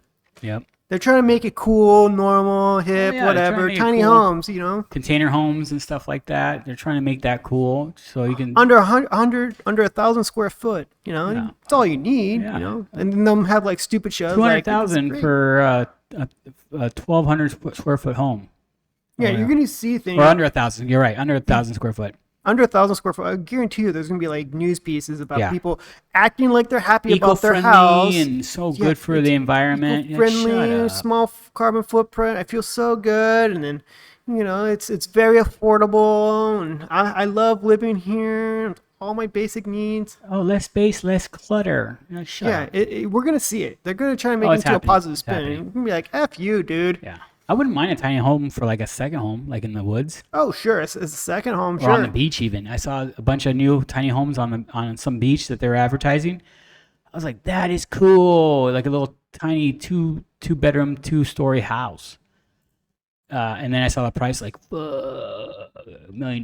No thanks. Well, we by the beach though. You're on the beach. Mm-hmm. Which, $1 million. It's the location thing, but the whole location. Like, but yeah, I mean, just to come back a little bit with the housing. I don't know. What do you do? What do you do with housing right now? Like, how do you get average people who make a decent income? I mean, to get a house, you have to combine incomes, but wages are not moving up, especially at the rate of how fast prices of a house goes up now. And now higher interest, it's like they almost don't want people to buy a house. Well, that's on purpose. They don't want people. Who can buy it right now? Housing 7% on a $400,000 home is so expensive, and that $400,000 house isn't even nice, anymore. You have to move out far to get a decent house. Oh, sure, yeah. You know, it's insane. It's insane. There's no solution right now. I mean, rates need to come back down so you have more purchase power. Right now, you have no purchase power. At 7%, you're dying. Is it a weird thing that it's just like people who came from states like California where cost of living was higher, but they had to work their way up to make that income so they could adjust to that high cost of living. And then when they finally have that money and they sell their house and like, you know, screw it. I have the means to work remote or something. Let's go somewhere a little bit east, like in Arizona or Texas or something, where the houses are very affordable. When they come in big waves doing that. And they can leave it. It had to happen. I had so many people from California, big down payments on houses. Like, yeah, we sold our house that we were living in for 20 years and we're gonna transfer over here, or my husband can work remote, so we're gonna buy a house in Tempe, blah blah. I'm like, wow, you can afford this because you're putting $200,000 down. Your payment's gonna be super low because the rate's low. But it's not fair if you see people that have, like, for me even, like 2.25% interest rate. Like, you're not gonna see that on a 30-year. That's insane. I wish I would have known then what I know now. I would have cashed out every drop of equity and bought another house. But I wasn't thinking that way. Now you have to get 7%. That's like not fair. That's almost discriminating. Almost like you can have a case that you're being discriminated against. And they'll tell you, oh, it's the market, this and that. Well, the market is the housing price. You know, why you have two different calculations, one for interest rate, one for housing. And there'll be people that try to correct me and tell me this and that, but one has to come down, either the house price or the interest rate to be able to afford something, right? So, and then a lot of people, they can't afford the 20% down. So they're doing the 3% minimum to get into the house. Now there's companies that will let you get into a home for 1%. That's so setting up for failure. So right now, what are you looking at? A calculation? What your I'm looking payments? at a calculator of like how much it would cost for like say a $400,000 house. You put into 20% down payment, but the interest rate's at 7.14%. Where the hell is the monthly payment on this? Oh, it's right there, in front of my face. Haha. So let me zoom in so the people watching can see. So right here, 2,500 a month. So if you buy a house, 400,000, you That's put with in 20% down too. That's with a 20% down. With a 20% down. All right, change that interest rate right now to 2.5.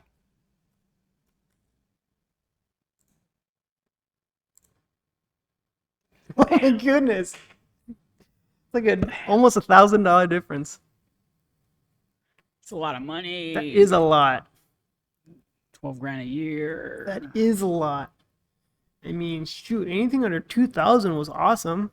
Yeah, anything under 2,000 is legit. Well, it depends too. Like some people can afford a $4,000 payment. There's still apartments out there that are okay-ish that you still get for under 2,000, but then Yeah. okay, I mean, renting is cheaper than a mortgage, and that's tough because then you're stuck. Yeah.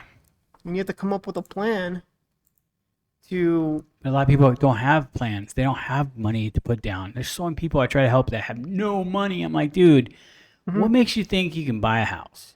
Well, here's the thing now. Okay, they're gonna have PMI. That's why we're trying to avoid PMI. Is 20. That's why you keep telling people 20% down. For people to get $80,000 to save up for that, it's almost impossible. It's very hard. So now you see these programs like 1% down, 3% down, but you still have to pay a PMI. So it's all about that monthly cost. But you know, some people just barely make the monthly cost, but everyone's getting a piece of your pie, getting a piece of your money, right? Yeah, The but PMI. you'll be house poor because they let you go up to like 50% now. Mm-hmm. And that's before taxes on your income. So if you have like a commission job, 50% what? Debt to income ratio? debt to income. So if you have a commission job that you're getting taxed 40% on, how do you afford that house? Because even a normal person that's getting taxed 15% on their W-2. Mm-hmm. Yeah, you're saying 50% debt to income, but actually it's higher than that. Plus, there's the everyday expenses like utilities, your gas on your car, or after you buy your house, your car dies and you have to get a car payment. Like you're like working to stay alive at that point. And it's like scary. It's very scary. It really is. If you're in a position where you seriously can't save money, because I always say this, crap always happens.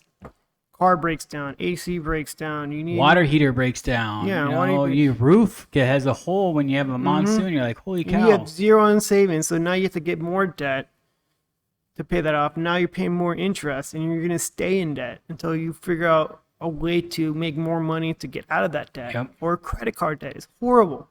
When you have that 20+% APR, it's like you're paying so much money. 29%. Yeah, I've seen them up there. You see it. I see it all the time. The credit card debt is like insane. And then those payments the minimum payments, like nothing goes to the principal. It's all for the interest, like $35 a month. And that's all they're paying. Their balance of $3,000 never going down. I know.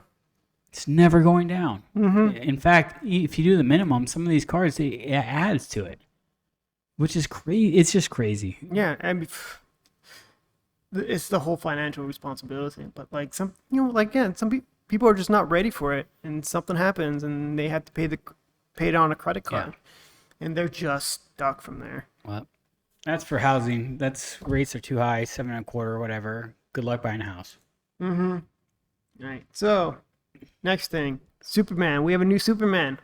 We have the new Superman and Lois Lane. I was totally against this guy at first because I love Henry Cavill. But after seeing him in a Superman suit and his face, I'm like, okay, I think this guy's going to be able to pull it off. I mean, when Henry Cavill came out 10 years ago as Superman, I didn't know him, but then I saw the movie and I really liked him. I really bought into him.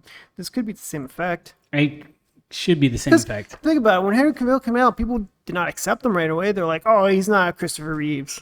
He wasn't when he did his audition. He wasn't who he is now. He was not super buff. He was in shape, but he wasn't what he is now. Dude, like he was from so The Witcher. jacked in that first Superman movie. Yeah. Henry Cavill, holy Yeah, crap! you're like, this guy should be Wolverine too. Like he was jacked, but he wasn't like that before. You know, this guy. A lot of people are, oh, he's not big enough. He can go get jacked. Go get on that Hollywood diet. They'll jack him up, you know, real quick. So I think he'll do well. I think we'll like him. The movie's about year one of him. Oh, look at that picture right there. Top left-hand corner. Right here. Dude, it's been an image almost. He'll work out. The whole thing is they want a younger one because they want him to be You're in the part for like 20 years, right? not just that, year one. He's going to be year one in Metropolis. It's more believable that this guy could be someone straight out of college working at the Daily Sun or whatever it's called. It's whatever Superman's planet, whatever. Daily Planet. The Daily Planet. I think, and then same thing with Lois Lane. She's a younger Lois Lane. It'll work out. You have hope. I do now. I didn't at first because Superman's like one of the greatest. Every kid's dream to have those powers, dude. Oh, yeah. Like if you're Superman, like You can't screw up a Superman. Like, it's too much on the line. yeah, You can screw up a Green Lantern, fine. But Superman is like, they shouldn't have screwed up Green Lantern. It's DC. They screw up everything. Like like we talked about Marvel, like Iron Man. I don't want to see Iron Man. That looks stupid. He ends up being the coolest Avenger. Like Right. what the hell? I never liked Iron Man growing up. I didn't think he was cool at all. But then you put him in the movie. Marvel just did it well. The first couple phases, they just introduced Thor. I thought was a little off. I didn't really like Thor until Ragnarok or whatever it was. But Thor ended up being awesome. He's not the same Thor. You watch the first Avengers with Thor, you're like, this guy sucks. Like, not that he sucked, but like, I didn't like his costume. I didn't like his character. I didn't like the way they brought him. he's one of the most powerful superheroes. He is a Superman he's a god. Like, I didn't like the direction they went with him in the first Avengers and the first Thor movie. But the Thor right now that he is, perfect. They should have had him like that from the first Thor movie. Mm-hmm. But they didn't. So, I mean, now with DC, with James Gunn, I mean, they're starting off with Blue Beetle. I have faith that he's going to try to follow Marvel's footprint. We got to give him a chance. Give him a chance. Maybe Marvel's formula, but better. Maybe he has a better way of doing things. Yes, well, he gets to do it his way. Plus, DC's always been darker anyways, so let's see what happens. Yeah, because I don't know anything about the comic book character Blue Beetle. Hopefully, I'd really like Blue Beetle. I like the actor a lot. Yeah, it looks really cool. Hopefully, but he might not be incorporated in that world, because of the multiverses and stuff. So he might not be part of James Gunn's DC's Justice League, but Blue Beetle could be his own thing, right? But no, because there's Batman in the Blue Beetle's world. So maybe they are going to be incorporated. Because in the trailer, they said something about Batman and stuff. So it could be incorporated. So yeah, it might be. I mean, Blue Beetle is part of the plan. The first movie part of James Gunn's plan. Mm-hmm. And, well, Batman's own thing. That's like the only thing that was really successful with the movies Batman for DC. movies were awesome. They were all awesome. Even Michael Keaton's first Batman '89 was legit. Mm-hmm. I remember that. I was like in elementary school. They got weird with It got weirder as it went down. with Val Kilmer and George Clooney. Once they got those, it's because they got rid of the director after the second one because they said it was too dark. It wasn't Is that kid why? appropriate. That's why. Mm. And they had to go lighter with Val Kilmer and George Clooney's Batman to get more kids to watch it.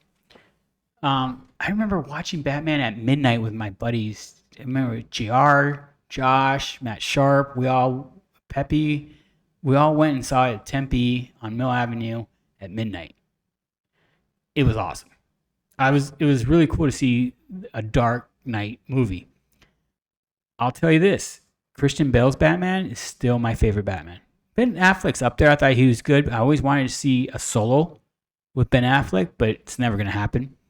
But Christian Bale's Batman showed you why he was a badass, right? How he became a ninja. Well, I didn't know about Raul, Garu,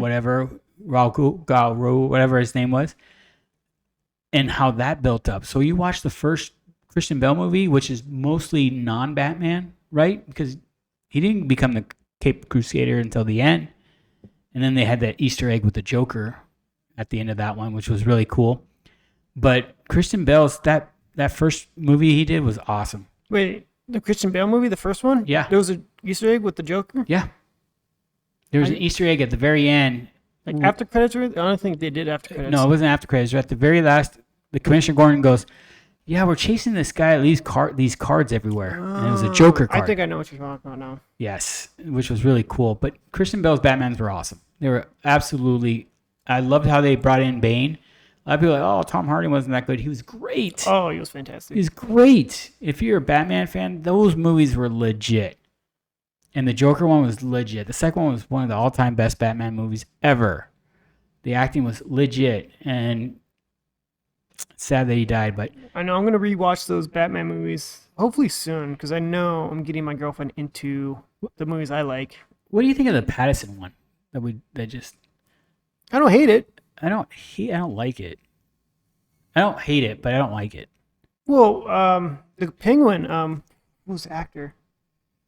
Oh my gosh, he's a famous actor. Colin Farrell. Colin Farrell, yes. Yeah, He was unrecognizable. unrecognizable, fantastic. They might do a spin-off series. I think they're in production for it. HBO Max is going to do a production of his younger years, how he became the Penguin. Oh, just like a gangster or something? Is it Gangster. maybe it's like a Sopranos type thing. Yeah. So it'll be interesting to see how that, comes about. I mean, I still have hope with Robert Pattinson. Like I said, I didn't hate the movie. Yeah, I didn't hate it. I It's- enjoyed watching it, but because we had Christian Bale, right? We're spoiled with that, and Yeah. then now we're comparing Robert Pattinson to Christian Bale, and it's just like, it's not Christian Bale, but again, you have to move on. You have to find a Batman now. I don't know who's going to be the next Batman. Well, you got another like 2 more movies, Robert Pattinson at least. Oh, Robert Pattinson Batmans? Yeah, they'll be good. They'll be fine. They're dark, which I like. But James Gunn has no say in those movies, right? No say it's different universe. Different universe. They whatever. already said different universe, never will cross paths. Mm. So James Gunn's gonna have to he's gonna start over, I think, right? You got to start over completely, like Marvel. You start putting out these single movies, Batman.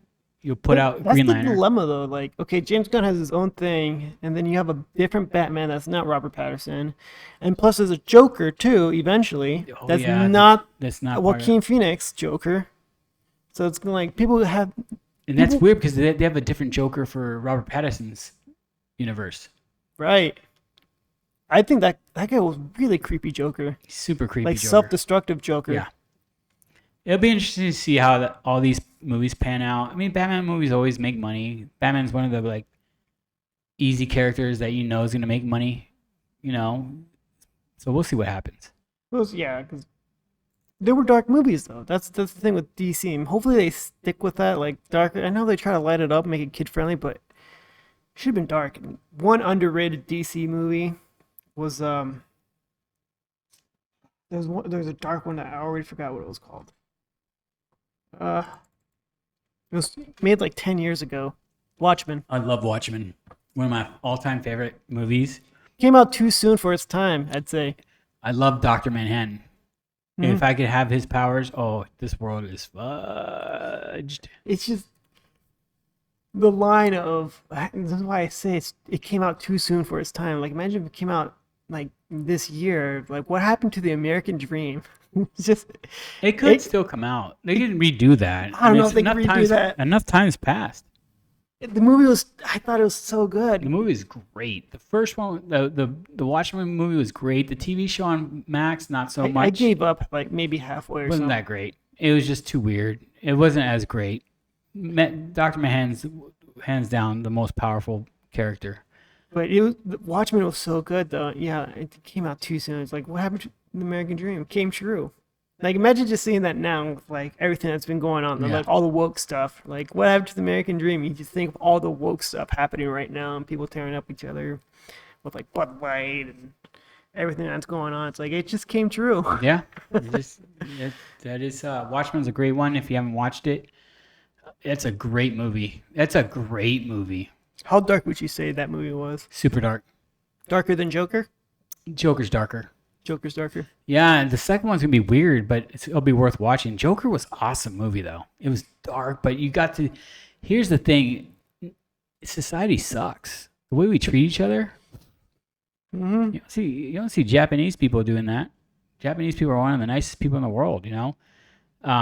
Yeah. Like, what is it with their culture? First world, they're still very respectful with each other. And they're small island compared to what we have. Can you imagine they had a lot of land and they'd be very dominant. You know, it's because Americans were spoiled with freedom of speech. Oh, this and that. It's create a month of this. I mean, and the that. Japanese have similar freedoms, though.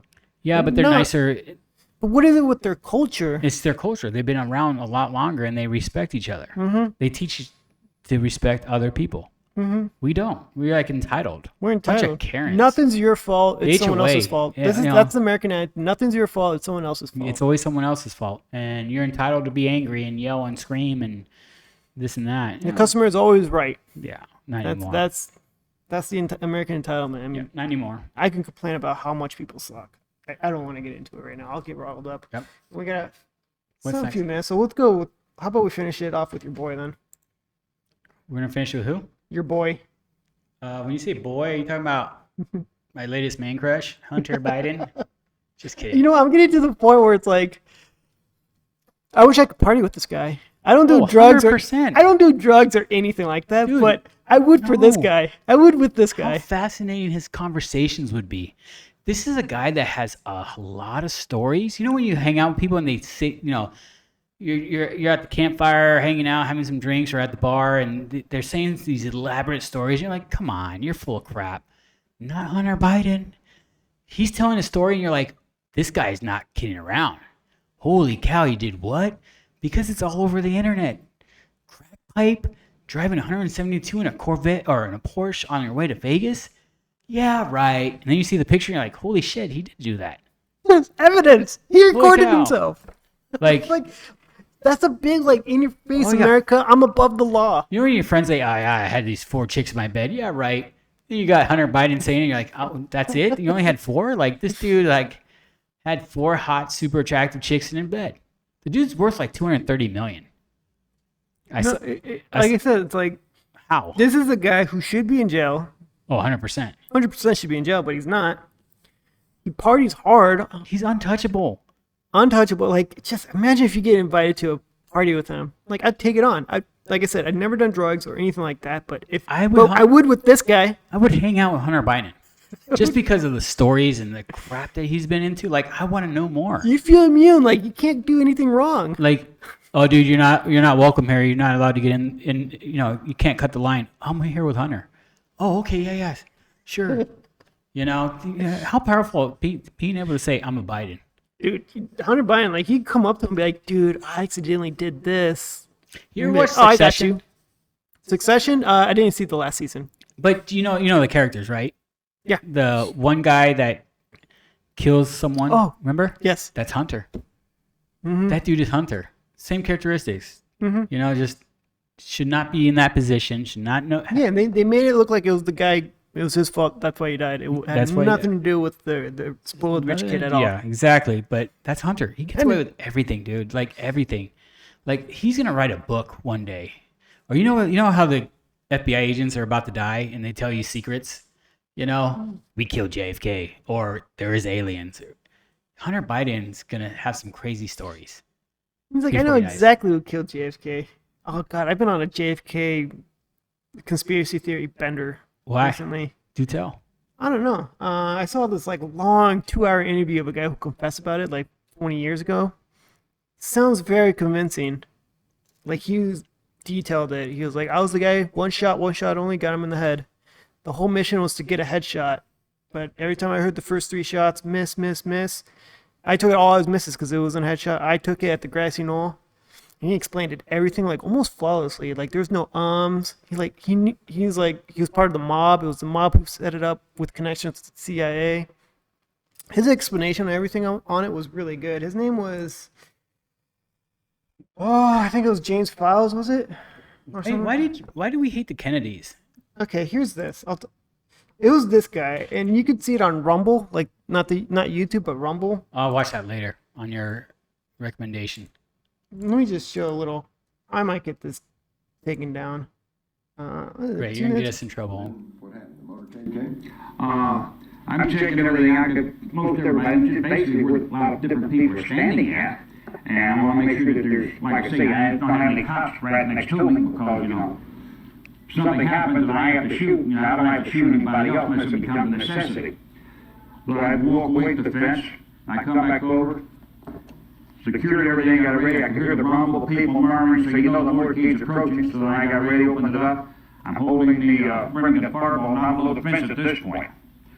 Motorcade come down, I believe that's Main Street there, come down Houston, turn back around down there, come down that little side right there. Oh, when they come down, I made his first right, that's when I brought the weapon up.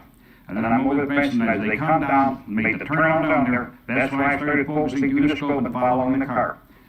As shots started ringing out, I started counting the shots, but I'm not counting like 1, 2, 3, and 4. I'm counting them miss, miss, miss, because I know we're going for the headshot. So I don't care how many rounds are being fired, as long as we get a headshot. But I'm hearing the shots being fired, I'm counting them as a miss, miss. And that's the only thing I'm concerned about. I've got this sign there for the Simmons Freeway that is fixing to come into my field of fire.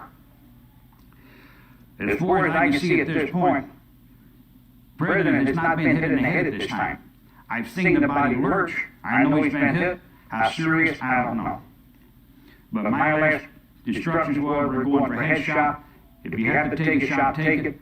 But don't fire unless it's a necessity, unless you really have to. He said, Jimmy, don't fire unless you have to. We want everything in the backside. I'm not asking why, okay, whatever you say. At this point, as it starts to approach, you come behind that freeway sign. And I've already been instructed not to hit anybody but Kennedy because they didn't want Jackie getting hurt or anybody else. I'm fixing to lose my field of fire. And at this point, either I shoot or I put it in the suitcase and leave, one or the other. I took the shot. I fired one shot only. And where were you aiming? I was aiming for his right eye, which to me is the left side of his head looking head on. But for him, it would be his right eye. And once I pull the trigger, I'm right in on it, and it's almost like looking 6 feet away through the scope. As I squeezed, take off my round, his head moved forward, I missed, and I come right along the temple, just right behind the eye. Wow. Fallen angels are really meant. So I saw the whole 2-hour interview because I was just on a bender. So it sounds very convincing because he's like connecting all these dots because this guy was from the mob, connecting all the dots of who's who their connections were, where they came from, who's the connections to the CIA. You can like look it up on the internet, like, yeah, this guy who he mentioned is from this background. Like, this guy was a famous mobster. This guy was a known CIA agent. He knew of who's the shooter who was pressed on, who was charged for killing JFK. Was it Oswald? No. Yeah, that's one. Yeah. So they put it on him, and he explained like how he never took the shot at all. It was this mob guy, but he was supposed to go up there to plant the gun, and then escape, but he screwed up his escape route and got caught, and then they planted on him, and then before he go to trial, because you see Oswald going out there saying, I didn't shoot anyone, I didn't take a shot, but before he go on trial, he gets killed the next day. Yeah, someone else come. Right? So but it wasn't even next day, it was right away when there were cops. I think it was like right away or the next day, right? Yeah. So, but this guy who I just showed you on the film, like his explanation to everything was very well done. But I'm still skeptical about it though. There's two things. One, he probably had all that time in jail to polish his story. And two, it's just like, why is he still alive? If I was the CIA, they'd cut all loose ends. Why is this guy alive? True. I agree with you. Why is he still alive? Mm-hmm. But are you saying the mob did it, but with connections to the CIA? Yeah. Interesting. Mm-hmm. Yeah, the whole thing with the Kennedys is crazy because did you know that the son he had that plane crash. He was supposed to win that Democratic seat for New York. Like he had it in the bag. And then he dies and they give it to Hillary. You can look it up. It's facts. I looked it up when I saw it. For the Senate run? Yep. Oh, wow. That's what kicked off Hillary's campaign right there, or her run in government, was because JFK Jr. died. I'm going to look that up. Yeah, look it up. And I looked it up too because I saw it on a YouTube bender. I was like, no way. And I looked it up. I was like, oh my God, the dates add up, and it's so true. There's a TikTok or something. I bet you could look it up. JFK TikTok, JFK Hillary Clinton TikTok. If you do that. So, okay, I see that he died in an aviation accident in 1999. Did Hillary Clinton run for Senate in that time? Yeah, she got the seat. She got the seat. Oh. And she was losing. Mm-hmm. The whole thing with the Clintons too, of all these people dying around them, like, is too coincidental. Mm-hmm. It is too coincidental. So I don't remember the race at all. Gosh damn it, USA Today and your bullshit pop-ups. Sorry. Yep, there's Danny cussing. Now it's like, okay, I can't even read you crap. just get out. Look for the TikTok. Look for a TikTok or Yeah. a short or something. Yeah, there's a TikTok about it, I bet. It has to be. There's TikTok for everything. Yep, No, that's No. not it. there isn't. I thought there would be. Either that was No, taken look, off. JFK Jr. has the White House sweating, and rightfully so. I mean, this is an Oh, no, it's RFK. Sorry. RFK. That's thought it was something JFK. else, though. RFK's in the news, so that's another one. I would Yeah. love to see him debate Biden.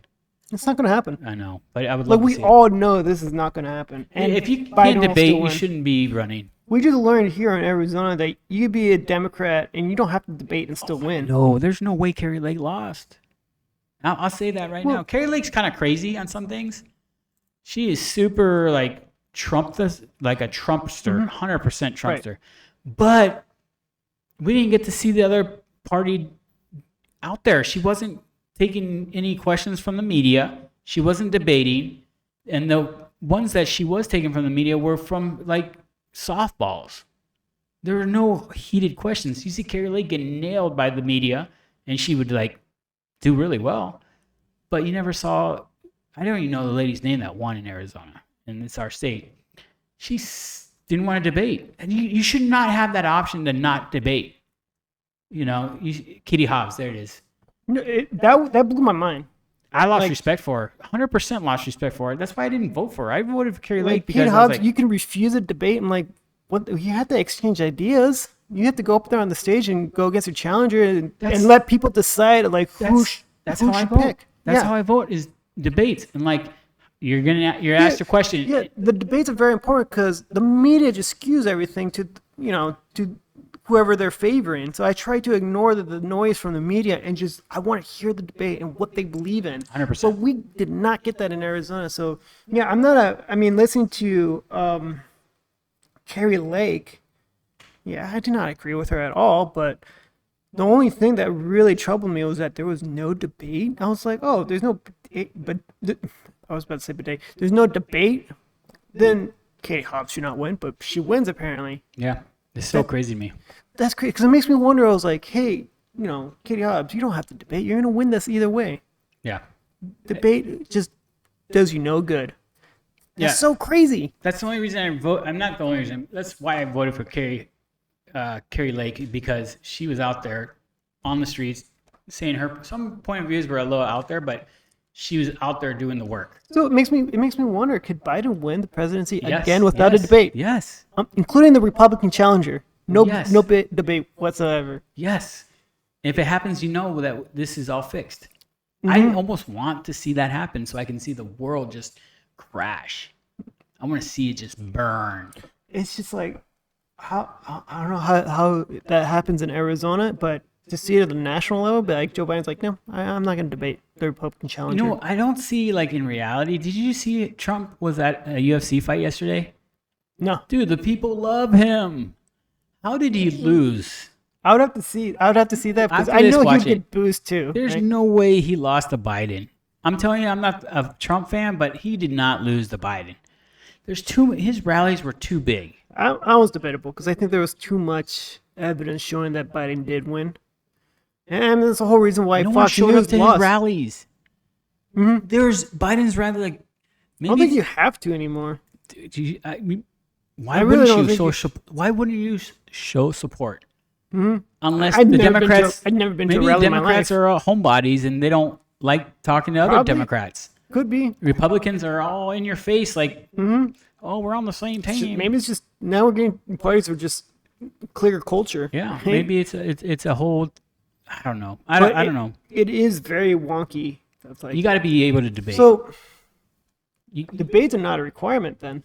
no, I And if guess you can not. start winning without having to debate, Something's wrong. that's something wrong with our system. Our system And sucks. it's just That's the case. I mean, it could be like a social media thing. All you get is like a quick 30-second TikTok to make a decision of who you want to vote See, for. I didn't agree with that. Like, you censored Trump during the elections. I didn't agree with that. Why? Well, how they censor him during the elections. They didn't. They took his page off of Twitter. They didn't let him go on Facebook or Instagram. Mm-hmm. That is censoring. That is okay. I'll say that he doesn't have a voice. He's limited. And it wasn't just him. It was a lot of people in his cabinet, his party. Kayleigh McEnany, that chick, that blonde chick, that Mm-hmm. whatever. They censored her. They took her off of Twitter. Mm-hmm. Like, you're censoring. You're cheating to have one person win. How did the Republican Party become the party of freedom of speech? Because when I remember growing up, Democrats were about freedom of speech and Republicans were about freedom of guns. Now Republicans have both freedom of bear arms, and they also have freedom of free speech. And Democrats look like they want to censor all the time. Yeah. Well, they label things like we can't have hate speech. Maybe it's just speech you don't agree with, or Oh, speech I you don't agree like, with you. or speech you hate. No, I agree with you there. Because stop giving power to people who really say things you don't agree with. The best way to do it is disassociate. Yeah. I mean, bad publicity is still good publicity. Yep. If you give it attention, it's all about gaining that attention. No, I agree. Anyway, That's it. yeah, we're at that mark. Anything else you want to finish off with? No, what do we have left? Nothing, right? No, we don't have nothing anything else. planned? I mean, we went. Well, let's talk about one last thing. One last thing, and that's it. Okay. We'll make it easy. I don't know how much time it'll take. Pull up the comedian we just saw, please. I didn't mean to snap my fingers, but I don't know what else to do. We went and saw this comedian. I wasn't all about it. My brother-in-law is like, this is his man crush. I've seen his videos here and there. We went and saw it as a family thing with my siblings to go see. And my sister's moving to Michigan, so it's our last big hurrah. So we went and saw Trevor Wallace. He was hilarious. I thought he did awesome. Because shooting videos is one thing and making you laugh. I think his videos are funny, right? But to be able to do stand-up, that's a whole different monster. He did awesome. He crushed it. So, he was good. What do you think? I had a good time. I liked them. Yeah, I thought the opening act was awesome too. Mm-hmm. The opening act was legit. He made us laugh. What was his name? So we I give him a don't shout know. out. I'm not even going to be able to know. Something Casillas maybe. You can look up Tempe Improv, see what the opener was. But Trevor Wallace was awesome, man. If he comes back in town, or if he's in your town, I'm telling you, he's worth a watch. I actually was hoping to see him afterwards so I can say, dude, you crushed it. You absolutely crushed it. It's not going to have his opener. I'm even clicking on it to get like a bio or what's going Yeah. on, and I don't have anything. Click on special event. Maybe it's on the special event where it says special event. Never mind. I guess not. Yeah, it's not gonna show anything. Yeah, it doesn't. You can't even click it. I want to give a shout out to his opener because his opener was good too. His opener was great. Oh, it was hilarious. Almost stole the show. Almost. I've been to a lot of like comedy where the openers were better than the main guy, right? Mm-hmm. And that happened with this last show at Stand Up Live I went to when we went and saw, who did we go see? David Spade. His opener was freaking awesome. And I hate to say that the opener was better than Spade. Mm. And Spade's awesome. So, and we went to and talked to the opener after the show, and I was like, dude, you were amazing.